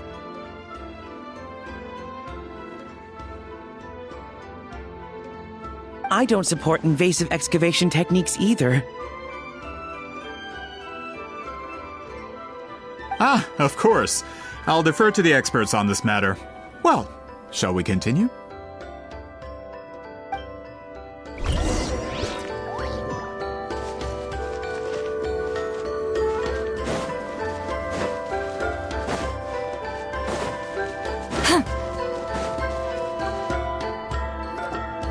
There are weapons here from every tribe in Natland.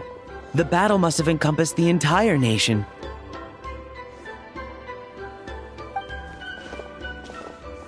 Sounds like we're getting closer to what the legend describes. But all we can really say is that a battle took place here. There's still no evidence of any colors or some elaborate maze.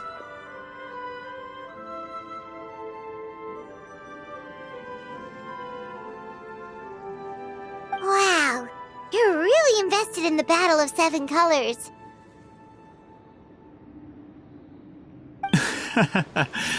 Well, it's the reason I came to Natlin in the first place.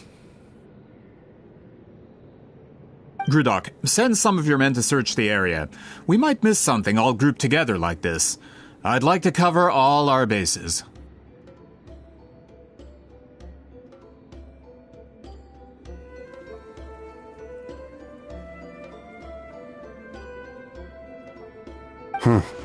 All the bases. You got it.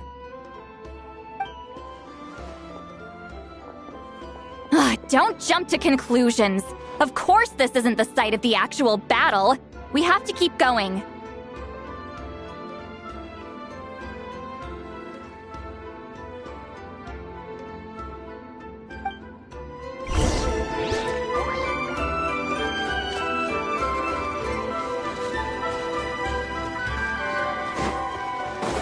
This wall is in our way! I might have an idea. Traveler, try removing that sphere.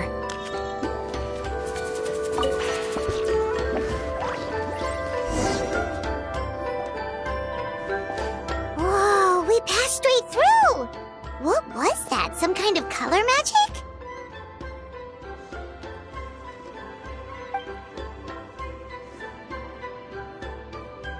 It's very close to the technique Wheatsealing might have used.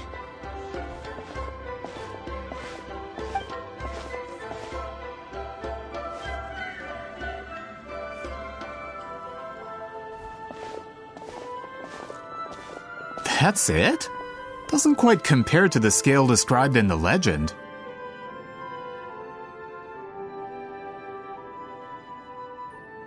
Still, what a terrific archaeological find! Enough chit-chat. We should keep going. The deeper we go, the more we'll find.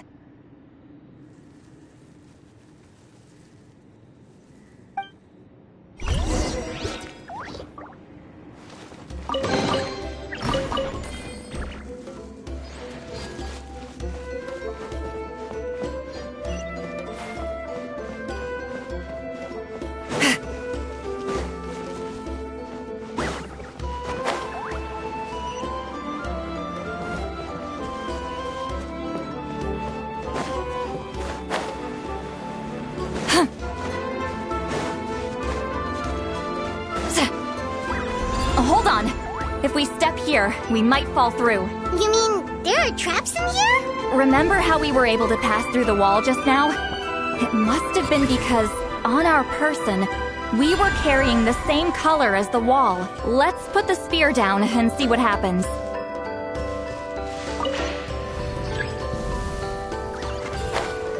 Whoa, you're right. We can keep going now.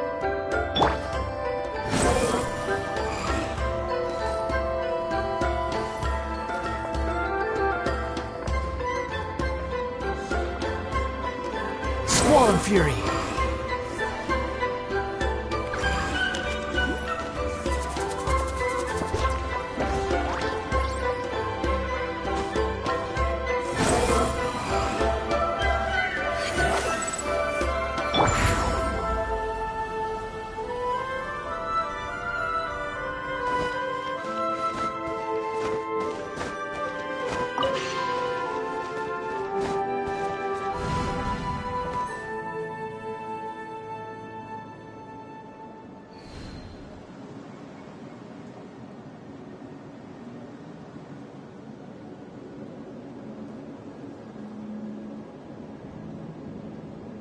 Wait, what was that?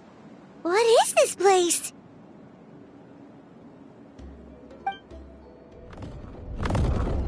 Look! A maze made of colors. It's real. I can't believe it. Hold on. The quality of this space. This isn't reality. It's a realm of memory.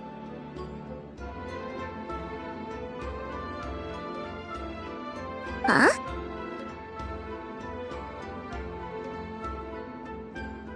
No. This is a space constructed using memories as a medium. The principle is similar, but the two are not the same.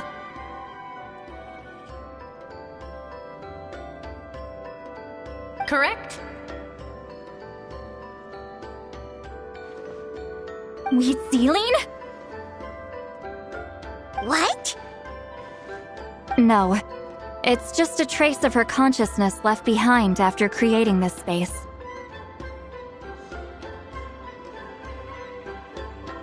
Friends, this is my question to you. What is our strongest weapon against the Abyss? In my opinion, it's memory.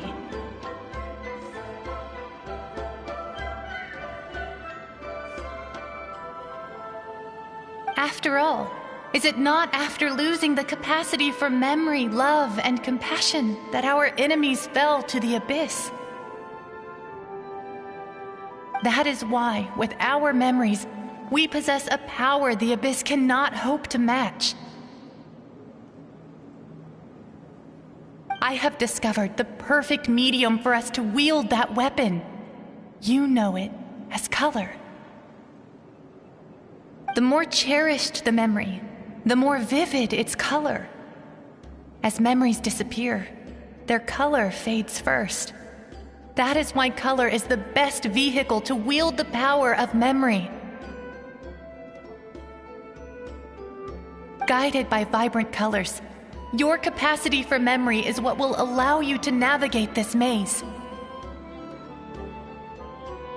Without that capacity, enemies will fail to cross the barrier in front of them and be trapped here for eternity.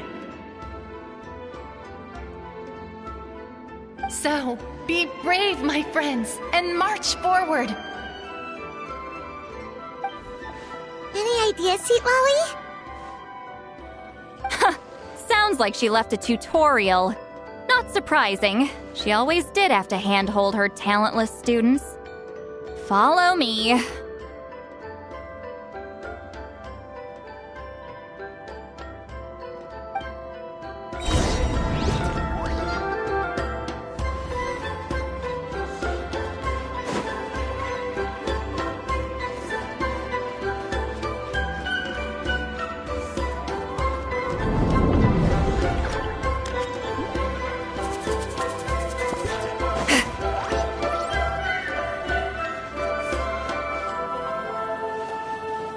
Show no mercy! Eat Laline! Eat Papa! Get him!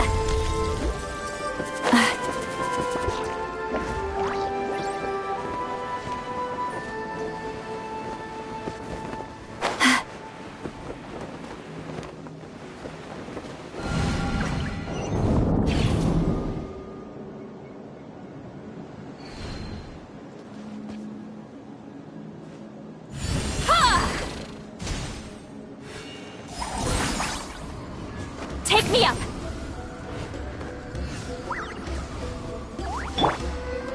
The wind rises.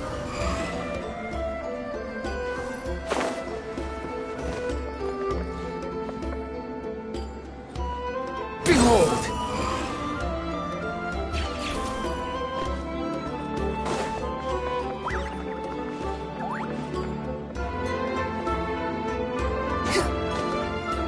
Squall and Fury! Coming!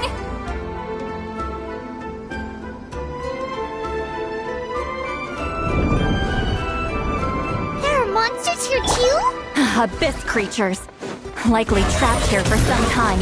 Looks like a few monsters made it out of the battle all those years ago. This is order. Gather! Fulfill our pact! Shia!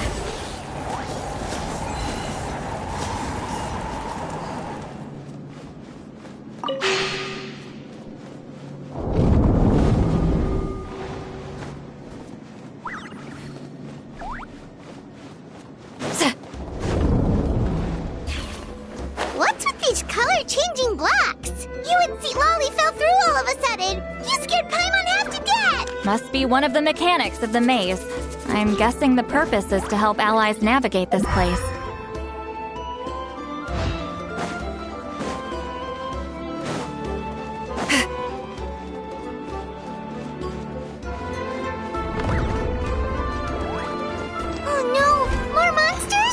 Ah, shoot. They're blocking the way forward.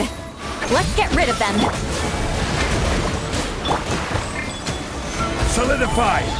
The wind rises.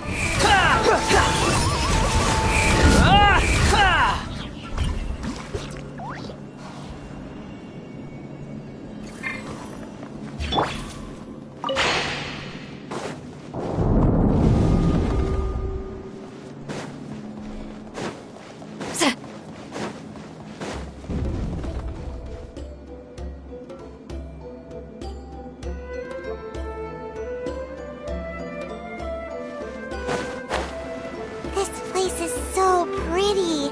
If not for those monsters, Paimon would have never guessed this was a battlefield. The showmanship's not bad, I'll give her that.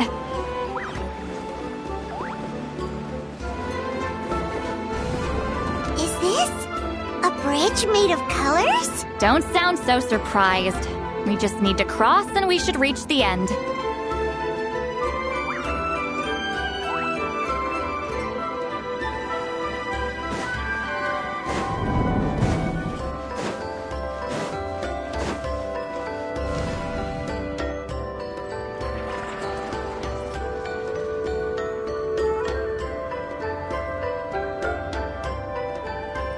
We're out! Looks like we made it through the maze.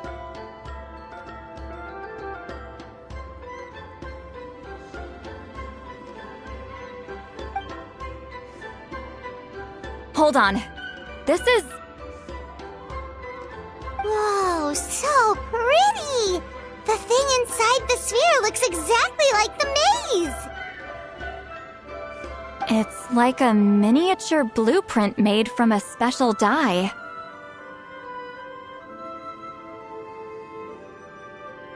That color. The dye was modified using a secret technique to harness the power of memories and create mazes like the one we just witnessed.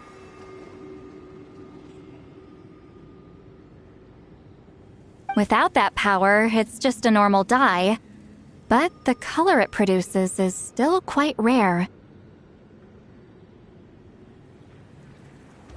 I would say this is the most direct evidence that the Battle of Seven Colors actually took place.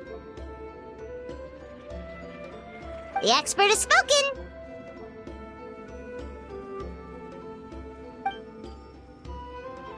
Perhaps I could take a closer look? It's an important piece of physical evidence, after all. No, you may not.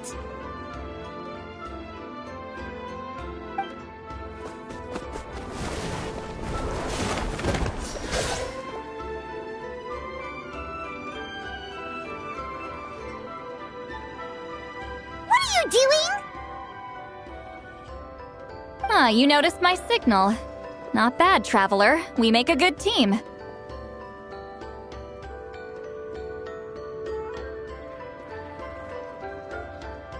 Huh. So, you've been watching me.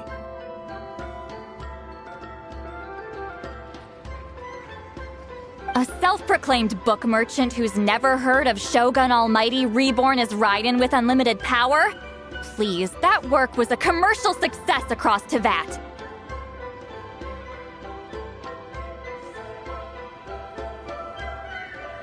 I knew you were fishy, but I didn't expect you to pull something like this.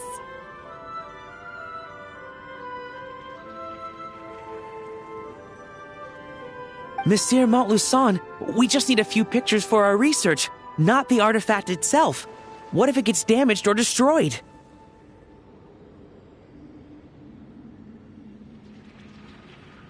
Shut it! I couldn't care less about preserving this piece of trash. I would destroy it right now if I could.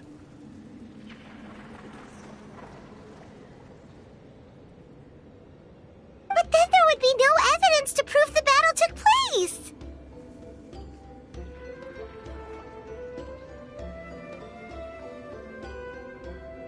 What if that was my goal all along?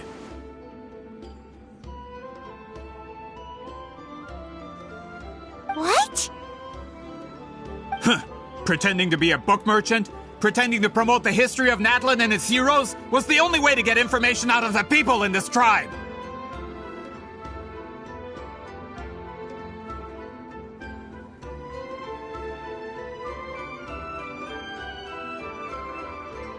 But make no mistake, I'm no lowly merchant. I am the future owner of the largest printing company in all of Teyvat.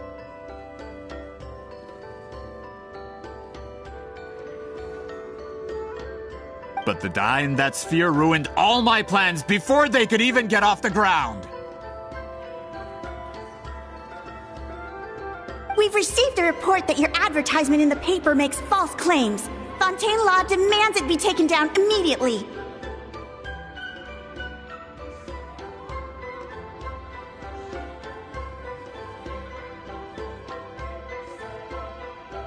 False claims? The dye I advertised is an unprecedented innovation. It produces colors of unmatched radiance.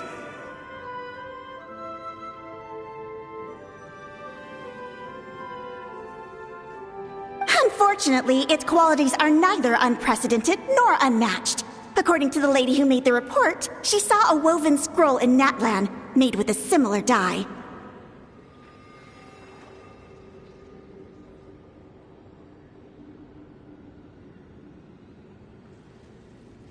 Even more miraculous, that substance dates back hundreds of years.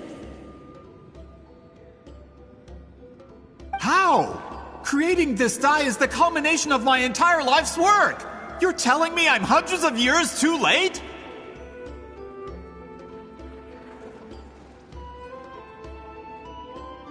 Calm down, sir. Sorry, it's just... I know this product will be a hit. The economic boost to Fontaine will be huge! We just need to advertise it as written.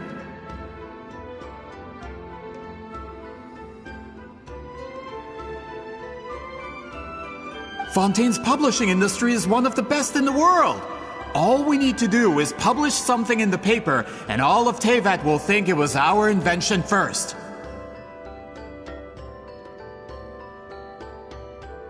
We don't need to worry about more reports. Fontaine is far more advanced than Natlan. No one will believe such an innovative product could come from a place like that.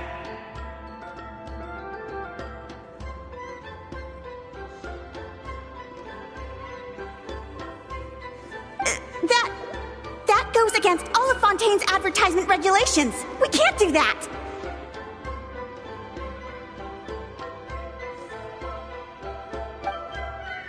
What if I give you a portion of the profits? All you have to do is let the advertisement stay.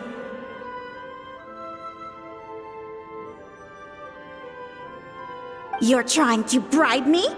Careful. I'm dangerously close to reporting this to Monsieur Novelette.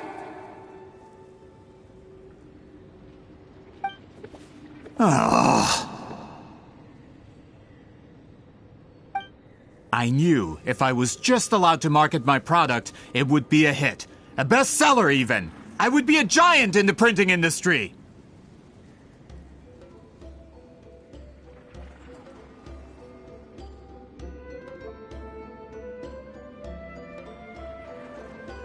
But now, no one will see it as anything more than a poor imitation marketed centuries too late. No matter how good the product actually is, not a single one will sell.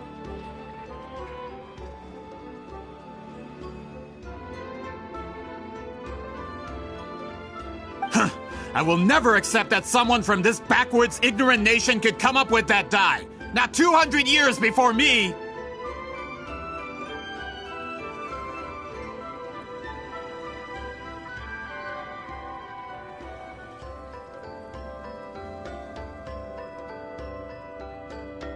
Even when the truth is right in front of you?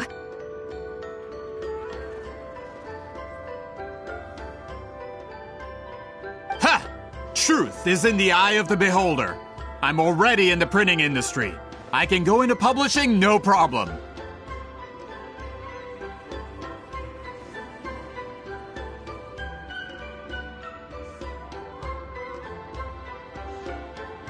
All I have to do is destroy this sphere, write a detailed report about my findings, and publish it around the world. Then, the so-called truth becomes your word against mine.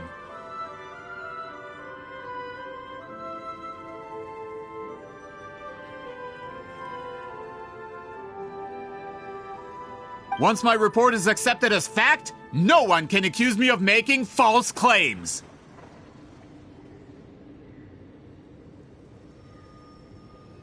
That's awful. What happened to restoring the truth of history?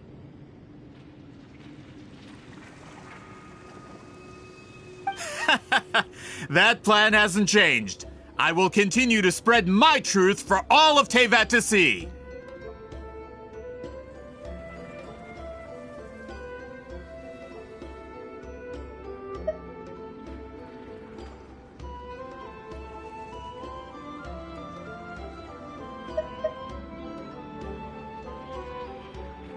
Ah, you mean a hero of Natlan who's not actually from Natlan? And a great shaman who, according to rumor, abandoned her tribe long ago?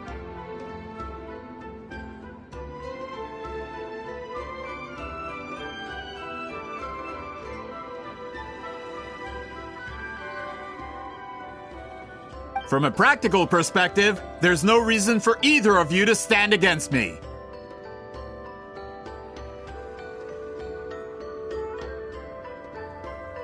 Shows what you know.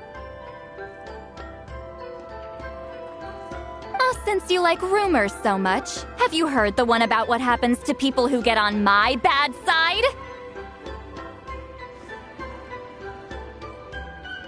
Ah, the wrath of Granny Itzli. Like I said, our interests aren't at odds.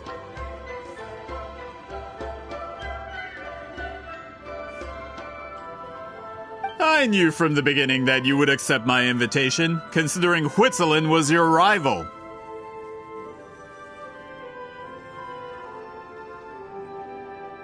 You've lived longer than her, you're far stronger than her, and yet she has always been more revered than you. Now, that can change.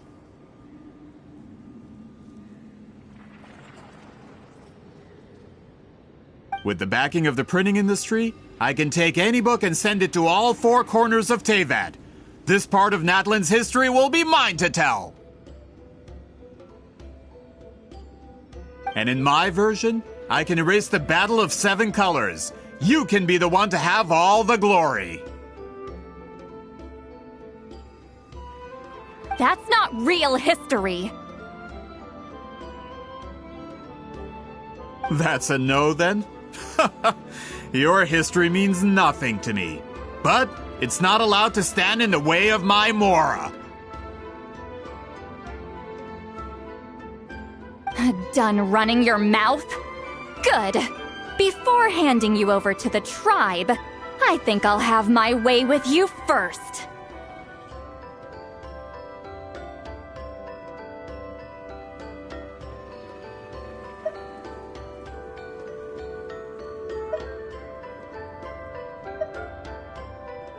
If this comes to a fight, per my contract, you're gonna have to go through me.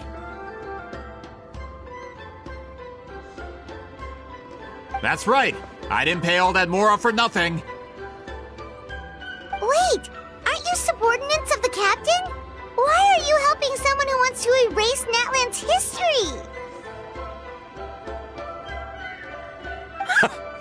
The captain! You actually bought that?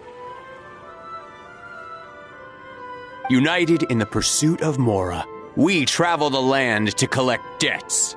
Our loyalty is to Regrader, his interests, and his wealth. Regrader? The captain means nothing to them. They serve a different harbinger altogether. Regrader! This man has the potential to become a giant in the printing industry and disrupt Fontaine's economic system. This aligns with Regrader's interests. It's all been a lie from the very beginning!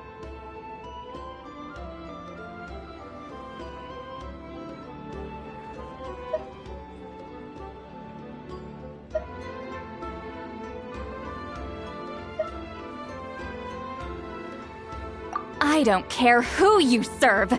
When it comes to punishment, I don't discriminate.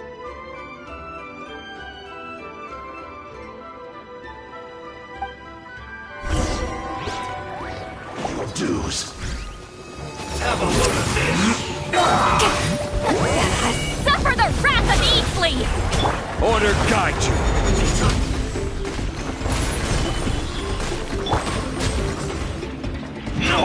For Rex Lapis! Leaving so soon. Time to work. Behold! This should be fun. My work. Finished. Unsightly insects. That's what you get for messing with the hero of Natlan and Granny Eatsley! They could give Regrader a run for his Mora!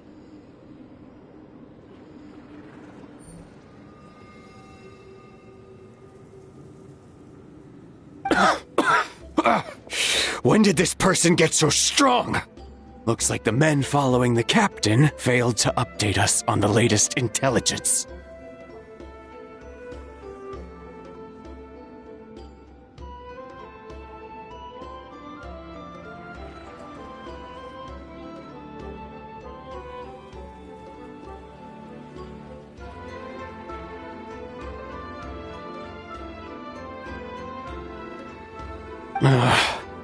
Not good. This is becoming more trouble than it's worth. You're on your own!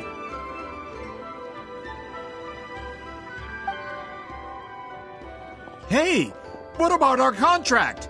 Your boss signed it himself!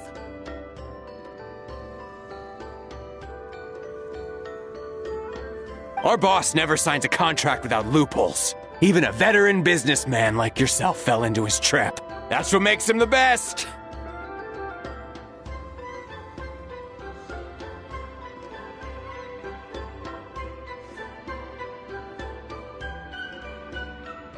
Go home and read the fine print. All I did was trigger the exculpatory clause.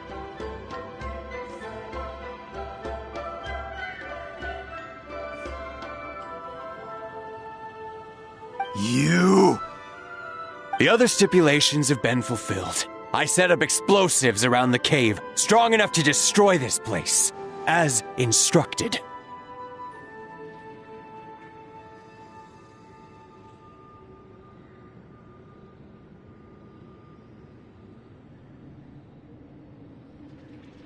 Oh, and for security purposes, all explosives have been rigged to blow at a specific time. Shouldn't be too long now.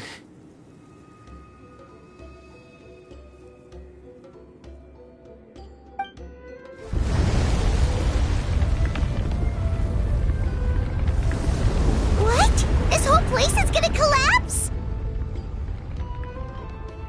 You were supposed to wait until I made it out! Are you trying to kill me? That depends on how fast you can run. I'm off. Ah!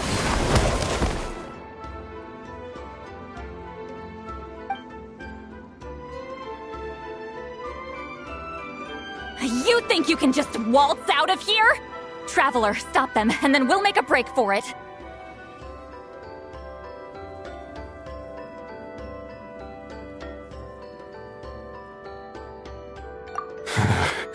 If I'm caught, I implicate my boss. Time for the backup plan.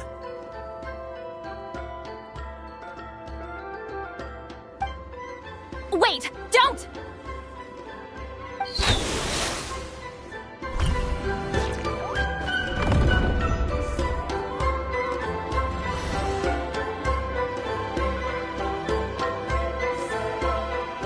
Where are we? Back in the maze? Our surroundings look different, though. What did that Fatui guy do?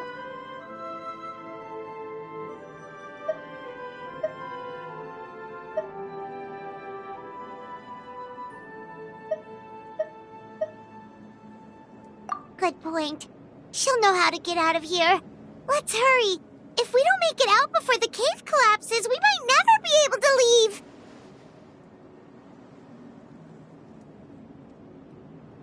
Let's see. See, Lally? Oh, looks like it's not gonna be that easy.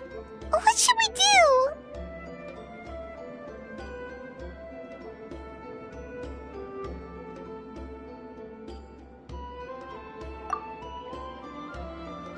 The special color?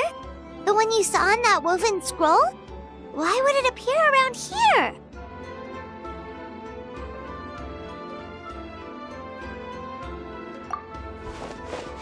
You're right. Lead the way, traveler.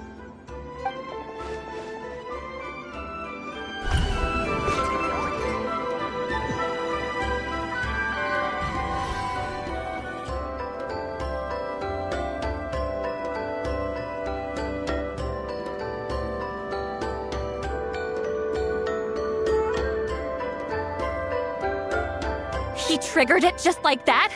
If the technique isn't activated correctly...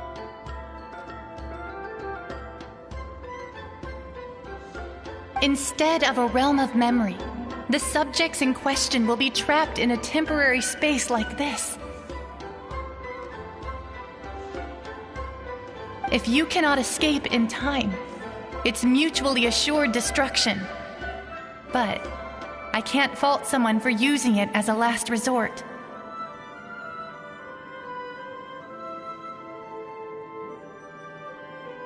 I knew it! Someone of your skill wouldn't leave behind memory fragments just to parrot instructions.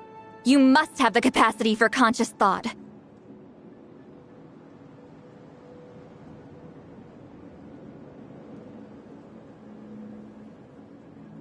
I appreciate the compliment. It's been a long time, my friend. This is no time for a reunion! The cave outside is about to collapse. I know time flows differently in this place, but that still doesn't leave us much time.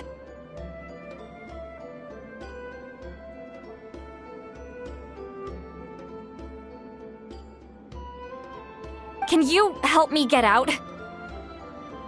You misunderstand, Lolly. I'm nothing more than a fragment of memory. There's not much I can do. What do you mean? This space can be manipulated, right? The exit of your maze. I remember its structure. If I create an exit here, I can leave.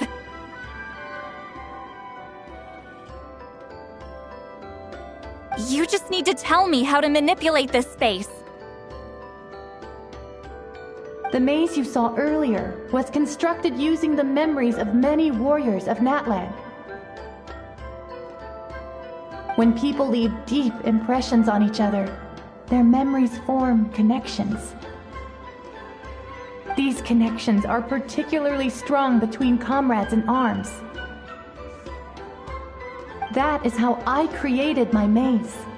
The connections between the memories were my needle and thread, and the special color was my fabric.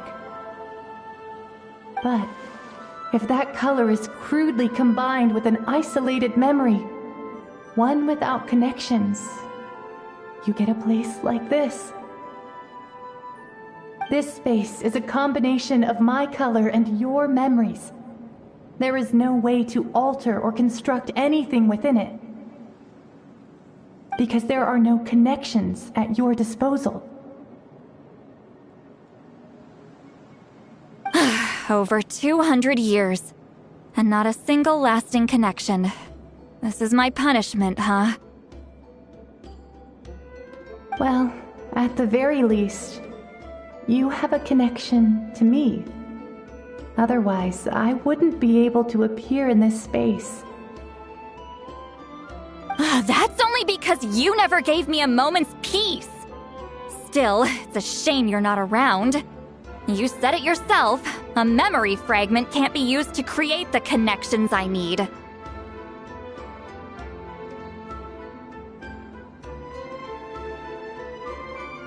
Sweet Lolly. But now that I have the chance to talk to you again, I need you to give me an answer. Your special technique. You didn't pass it on to your students. You passed it on to the rival you could never beat. Me. What I want to know is, why? So you figured it out. After what I saw in the maze and everything you just told me, I'm certain the technique at the center of all this is the same one you taught me all those years ago.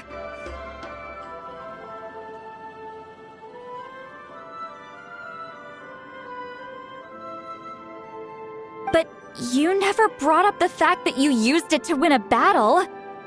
From your description, it might as well have been a simple color trick.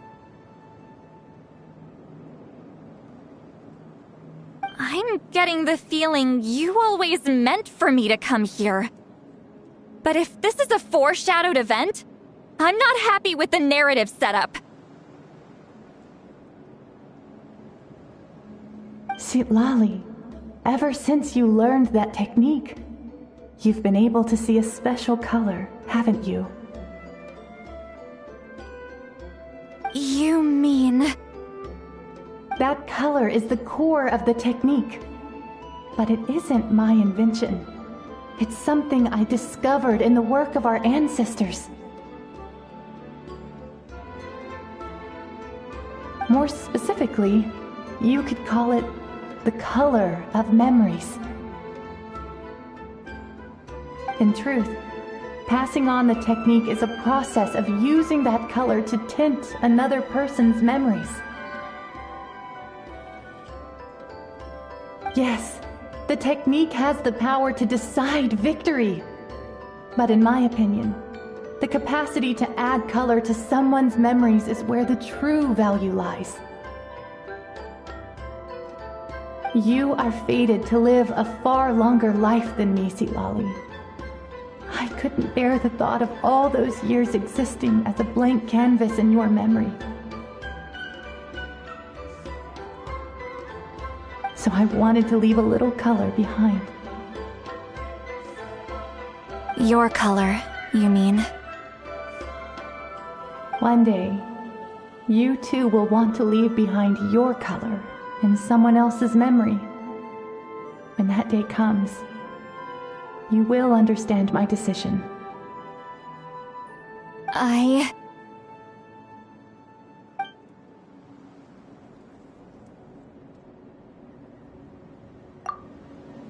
have to get out of here. That's the only way to rescue them.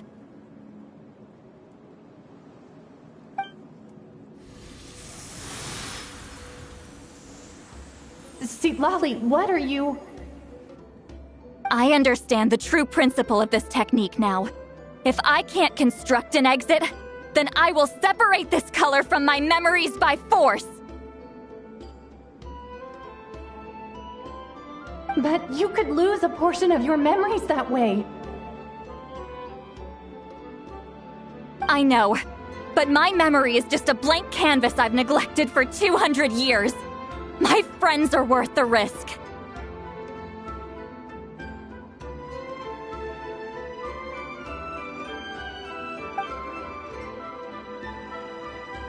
Traveler? When you entered the realm of memory I constructed, I used your memories to learn about your recent experiences. I have a feeling you're the one who will be saved this time.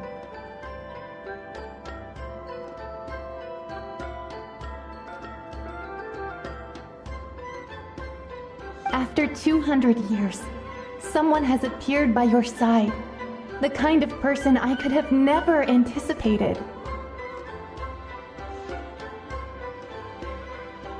The Night Kingdom harbors Natlan's memories, and the Traveler's connection to that realm is incredibly strong, surpassing even the shamans who worship the Lord of the Night.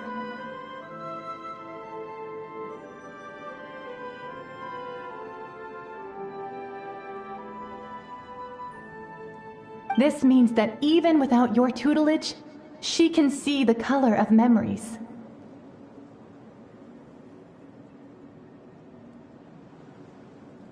What did you say? Although she doesn't know how to wield it, she unknowingly left behind a trace of color in your memories.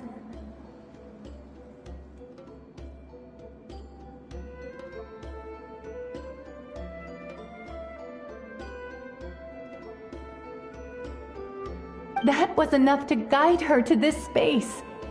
You now have a connection at your disposal. Well, Sitlali, it looks like part of this was foreshadowed, but the rest is a surprise.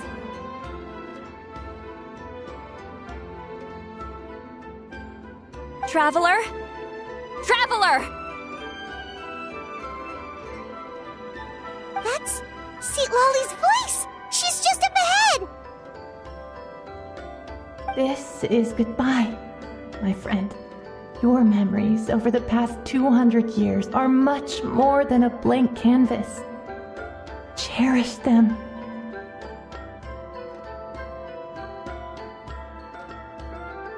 Wheat ceiling. Sitlali! Paimon! Traveler!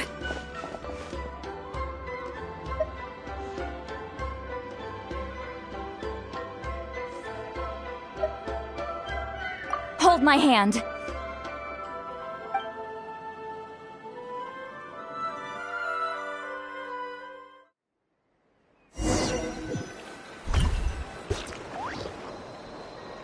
Did we teleport out? Man, that place was so...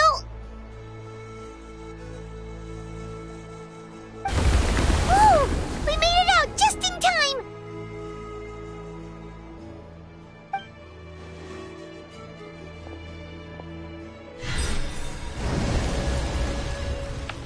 Wonder what happened to the Fatui guy and the others. He was most likely trapped inside that space, just like us. The external structures supporting that space would have collapsed with the ruin. Unless he managed to escape, he would have been crushed.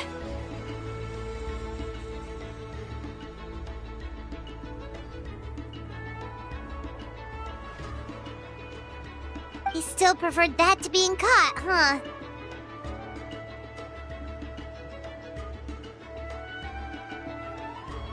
They were standing a bit further away, right? They probably weren't pulled into the space. Maybe they already made a run for it. Hello? It's one of Maluson's employees! Quick, restrain him! Oh, I can explain. I had no idea Malu-san was such a terrible person. I couldn't stop him from running, so I stayed behind and tried to find people to help rescue you.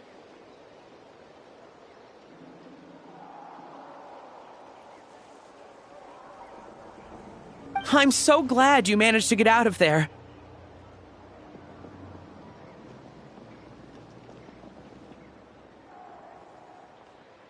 Either way, the guards will take you back to the tribe. You'll be their problem. I understand. Anyway, I'm not here to harp on you. I just need to know one thing. Which way did he run? He went that way, but I'm not sure if you can catch up. That way? Huh. Unless he suddenly grows a pair of wings, I think we're okay. Traveler, Paimon, come with me.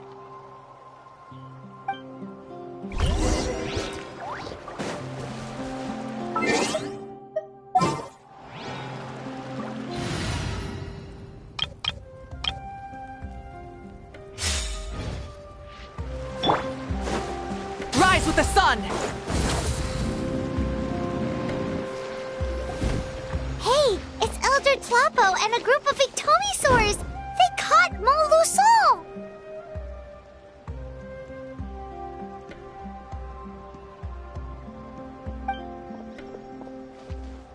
Something felt off about him yesterday, so I set a few things in motion.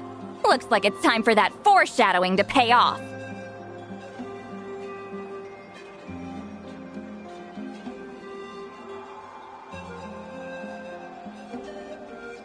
My bank balance! No! No! What's wrong with him? That's one of the tricks Claw uses to scare people. He makes people hallucinate the thing that scares them most.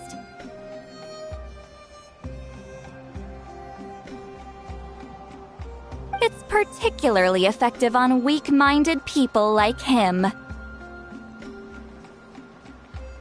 Serves him right!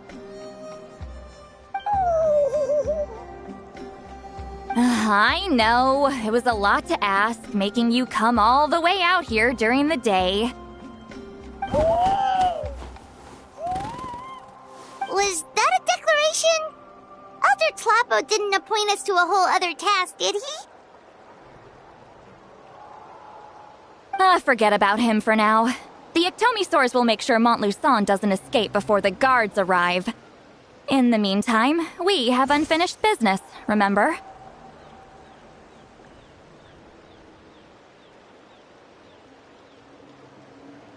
Right, the special scroll! But the die is buried underneath a bunch of rubble now! Don't worry, Huitzilin's technique hasn't been lost at all. Come with me, I'll explain everything at my house.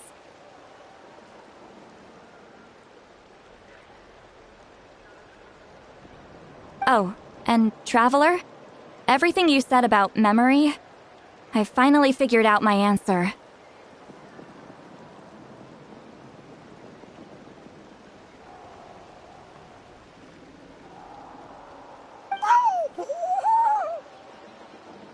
I knew you'd want to tag along. Let's go.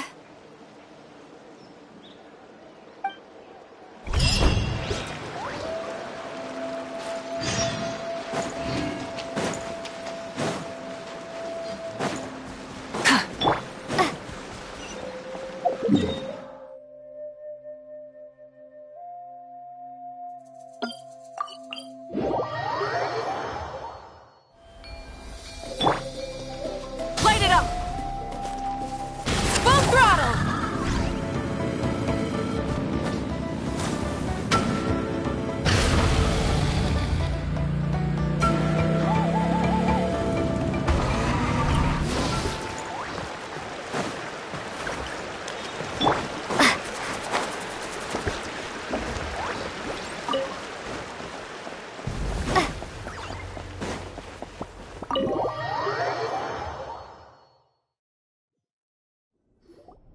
Now, when it comes to weaving the scroll itself, you don't actually need to lift a finger. But if we're going to pass on Huitzilin's technique, your participation is critical.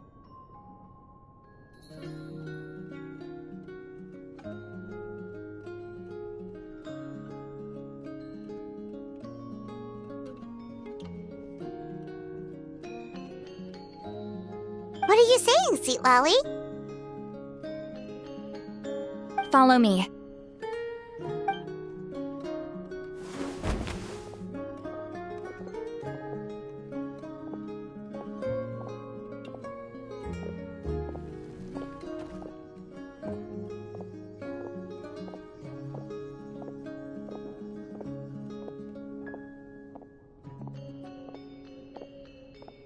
Whoa, look at this place. Do you weave scrolls too?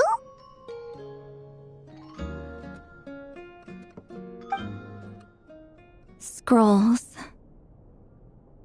Scrolls? I thought you were going to show me your masterpiece. That I am, old friend. The technique I'm about to show you directly relates to woven scrolls.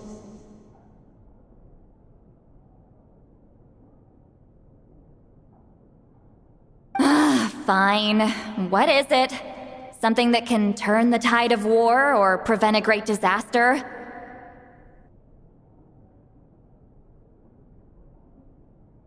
You probably want to challenge me, right? I know you don't have the strength for a real fight, so I'll let you beat me with words.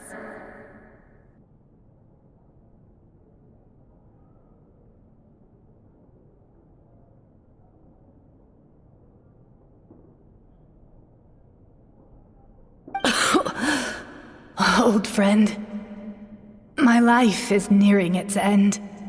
I'm afraid I don't have time for another match.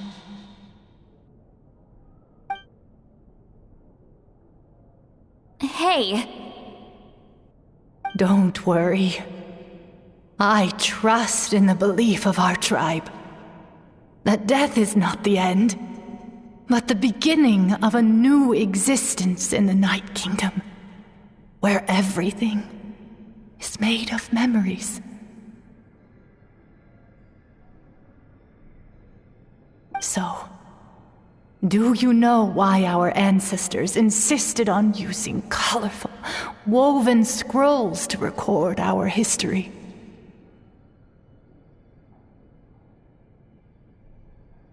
Because history is the memory of a people. We give our scrolls an orange hue, so the dead can still feel the warmth of the setting sun. We decorate them with kernels of grain fruit, so the dead can still enjoy the abundance of our harvests.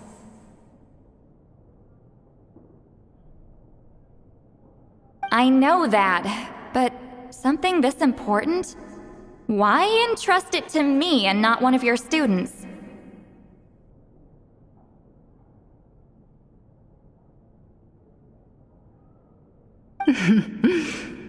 As your friend, I admit, I'm being a bit selfish.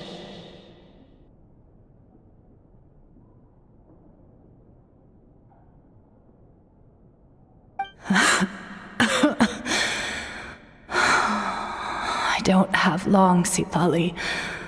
I'm not sure I can truly explain my decision. But I know you will understand one day. For now, will you accept my final request? Just this once. I understand now, Wheatsealing. Just like you said I would. Claw, help me move this outside. I'm going to color it.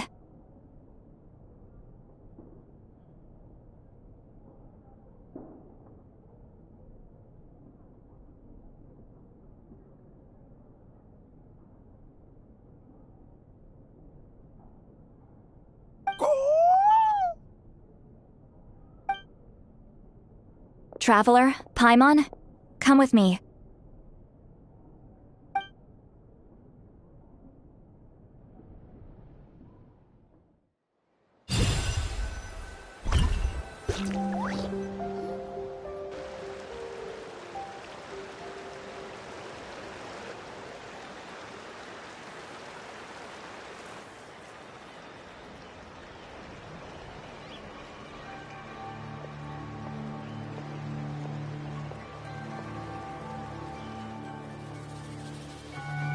We are like birds, soaring through the horizons of time.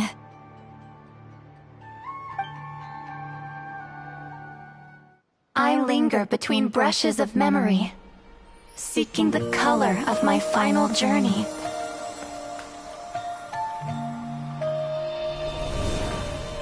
When I get there, may there be feathers to paint the sky, shades of rose.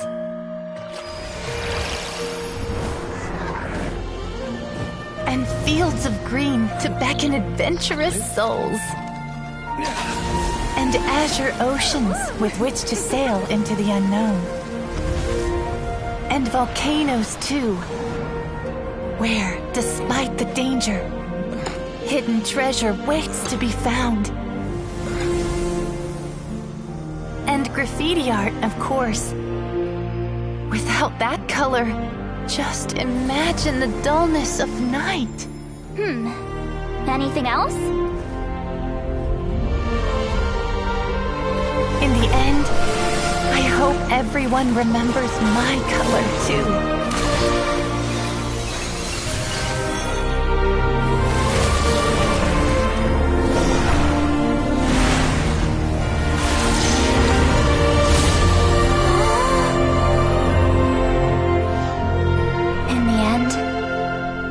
I hope everyone remembers your color too.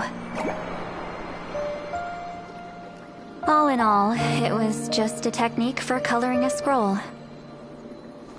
The task I'm entrusting to you is much more than that.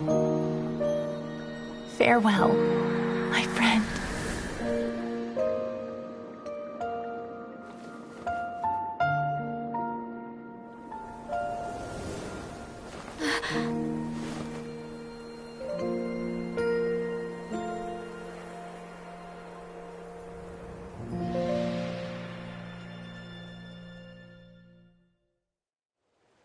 I knew you would understand. This is the special scroll. How did you know how to weave it, Seat Lolly?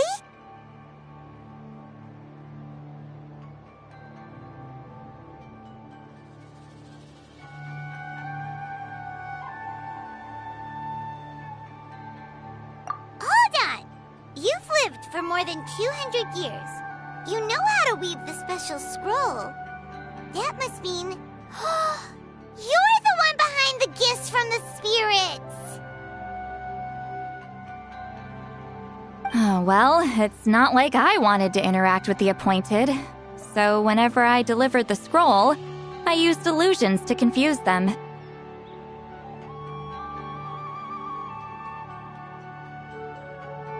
The fact that it turned into some kind of divine intervention is because no one was skilled enough to see through my tricks.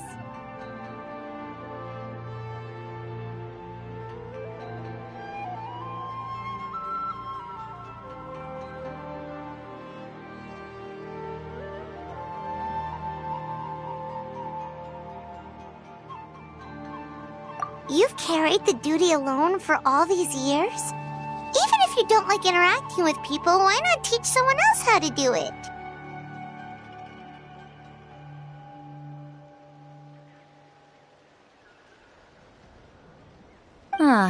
Traveler, you can see the special color, right?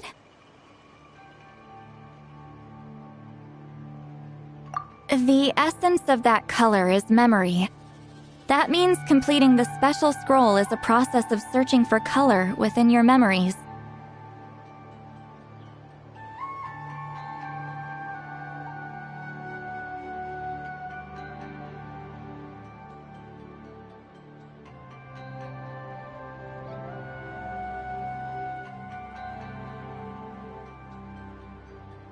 Passing the technique on to someone means sharing your memories with them.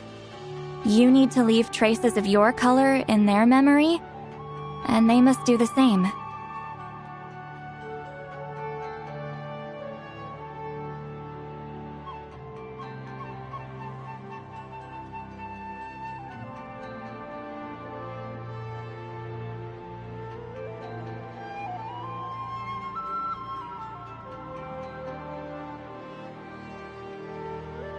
Even though I only confirmed that today, I've had suspicions for a long time.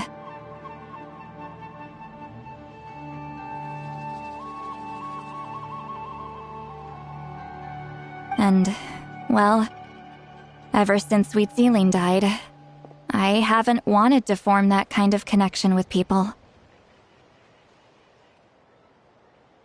Oh, yeah.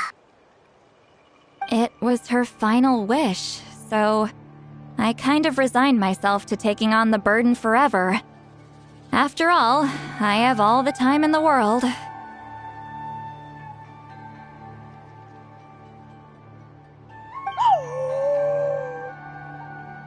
But Claw never stopped appointing new candidates to weave the scroll, despite knowing exactly how I felt about the situation.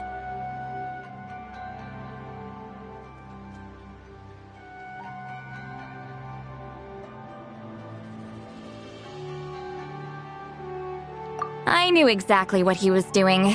And yeah, if I ever did share my memories with someone, I guess that person would be a friend. But it never got to that point.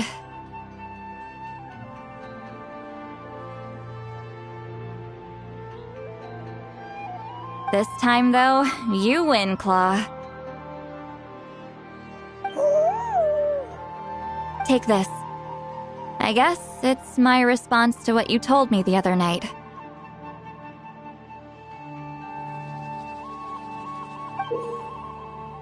What is it? If I had to choose my color, it would be the color of this handkerchief. Countless people exist in my memories, and I know one day that will be my fate too.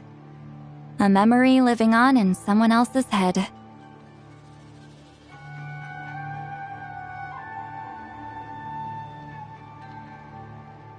Since you have a long lifespan, you're the perfect candidate to bear this memory and carry my color in your mind.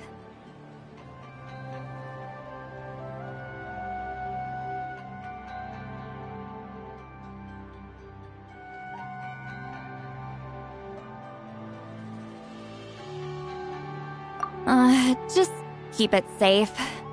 And you better not forget my color when I'm gone. Whoa. It's a little early to talk about death, don't you think? It's only been a few seconds since we made the friendship official. Isn't that what friends are for? Okay, this is a serious commitment. Well, Sweet Lolly, if the Traveler's going to leave their color in your mind too, it'll probably be gold, right?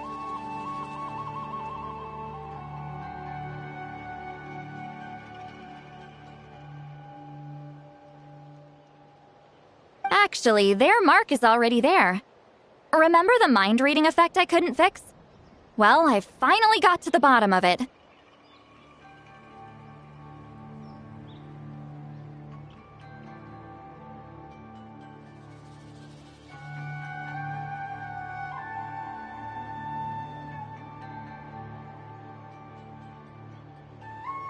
Sharing senses allows communication to occur between the consciousness of different people. Naturally, memories are also involved in that process.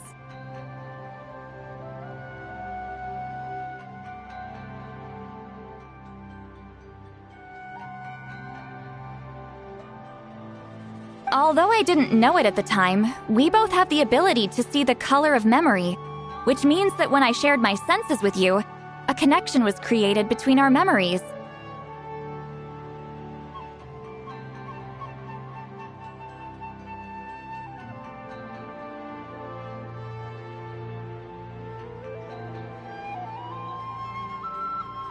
And that connection is what caused my original spell to go haywire.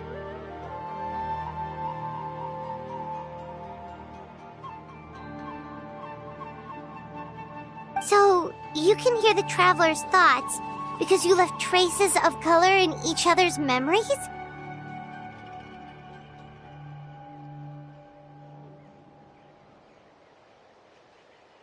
And that's why the Traveler could hear your thoughts too, because it works both ways, right?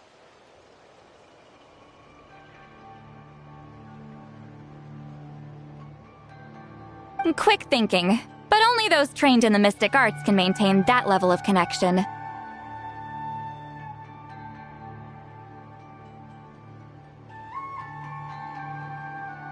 That's why I can still hear the Traveler's thoughts, but not the other way around.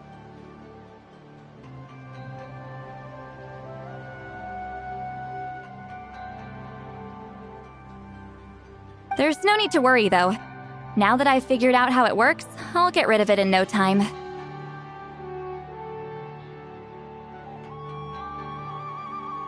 Oh. I lied. Hearing each other's thoughts actually depends on the strength of the connection between our memories.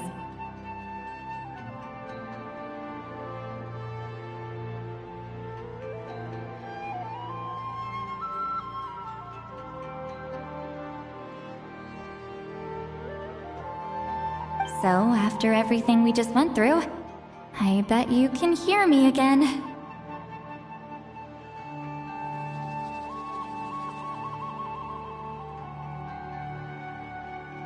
I knew it.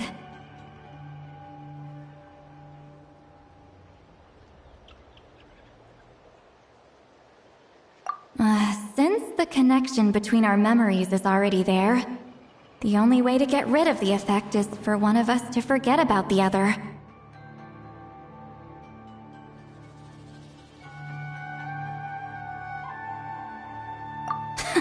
Just messing with you. I'm a legendary shaman of my tribe. Now that I know the cause, of course I can figure out how to fix it.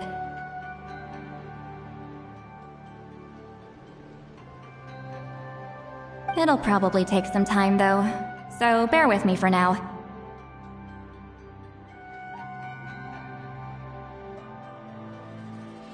Besides, I'm an open book. It's not like you're gonna hear anything embarrassing. Oh, unless I've had a few drinks.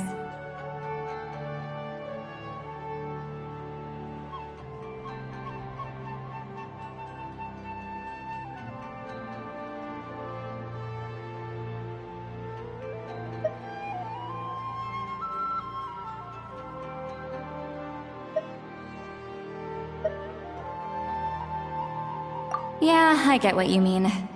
Some thoughts are better kept to yourself.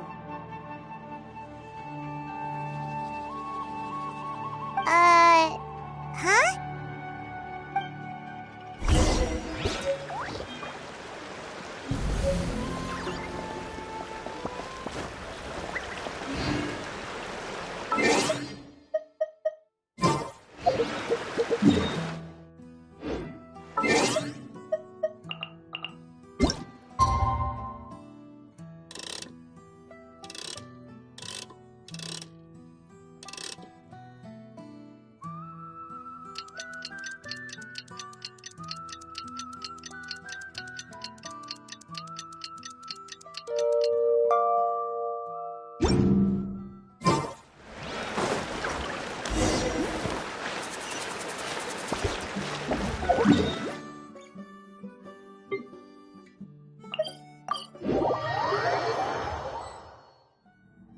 Ah, you did it? Your investigation into the Battle of Seven Colors must have been fruitful indeed. I do hope you share what you learned.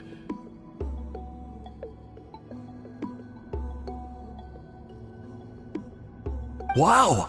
The scroll is finished already! Elder Talapo's wisdom is never wrong. Yeah, we should explain. Take it away, Traveler!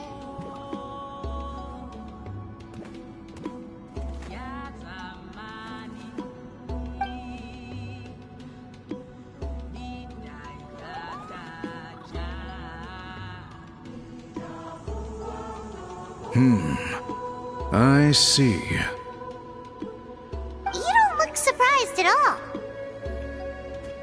It makes perfect sense. History is the memory of a people. If we want to depict it, a dye derived from people's memories is, of course, the best choice. Now, it's just a matter of preserving this secret technique.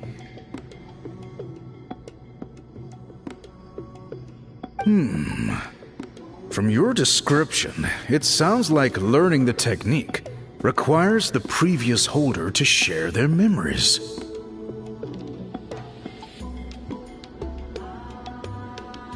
Well, yeah. In that case, I must work with our priests to reinvent the technique based on the principles you described. After all, memories are precious things, meant to be shared with those closest to us. I cannot take that choice away from you, Traveler. You completed your task admirably. Finding a way to carry on that legacy is now our duty. All right, we'll leave that to you. And please pass along my thanks to Granny Eastly. We interrogated the Fontanian merchant she apprehended, and it turns out he's the reason some among our tribe started to question our history.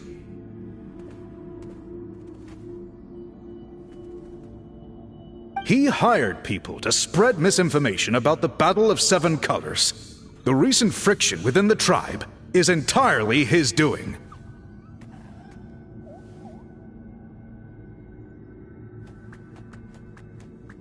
We now have a record of his crimes, and will begin working with Fontaine authorities in a few days.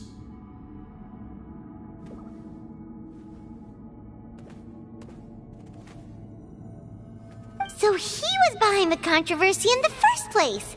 Guess it's easier to investigate when people are already questioning something.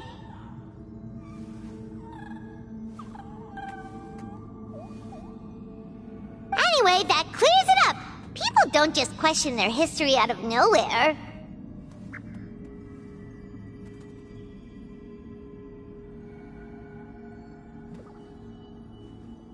Until we meet again.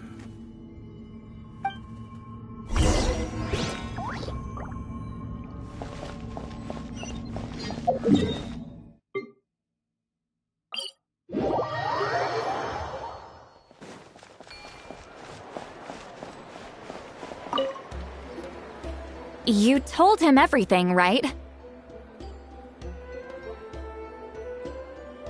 Yep, we left out the part about your contribution, but it kinda seemed like Chief Biram saw through us. You could have just said it was a gift from the spirits.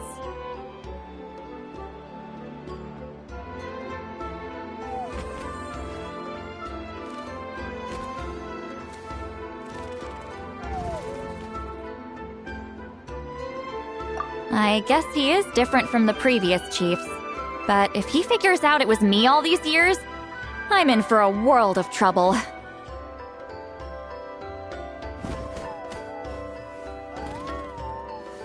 Huh, there you are! I've been looking everywhere for you.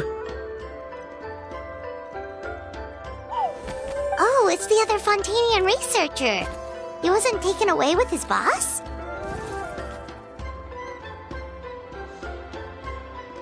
Please, call me Allier. After questioning, the tribe absolved me of any serious wrongdoing, so here I am.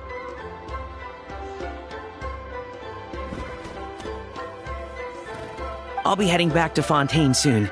No employer means no funding, after all. But I wanted to finish my investigation first.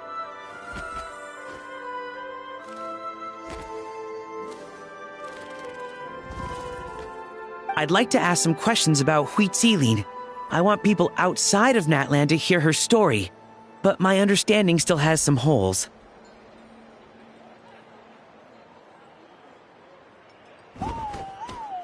Questions? Huh! Why should I let an outlander tell our stories? Don't misunderstand. I have no intention of twisting your history or using it to make a profit. It's just honest curiosity. I assure you.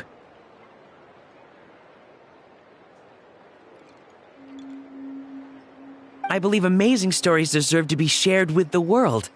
Culture thrives through dialogue and exchange.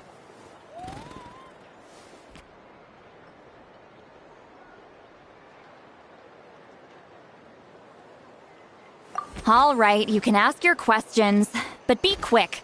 I have important plans after this. Important plans? Oh, thank you very much.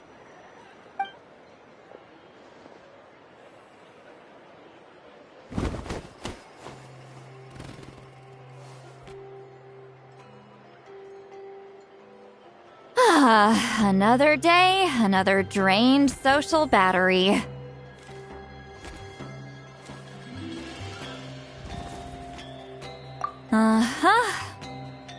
Hold on. You owe me a pair of books. Oh, that! When it comes to light novels, your memory is like a steel trap, huh?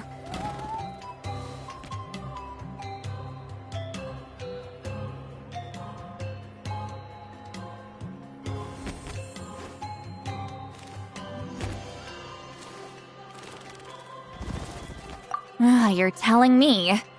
Yeah, it's not gonna be easy. You might need to go to Yai Publishing House in person.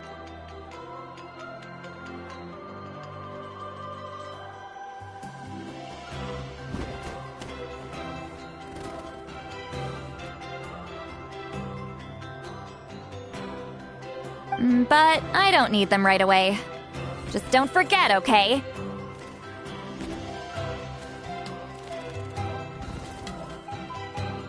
Of course! We'll get them sent to you as soon as we can!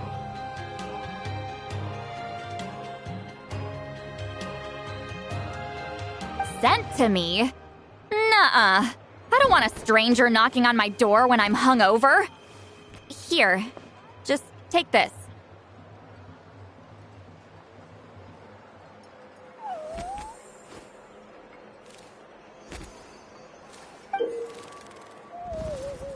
And this is? The key to my house. Don't bother knocking next time. You'll disturb my sleep.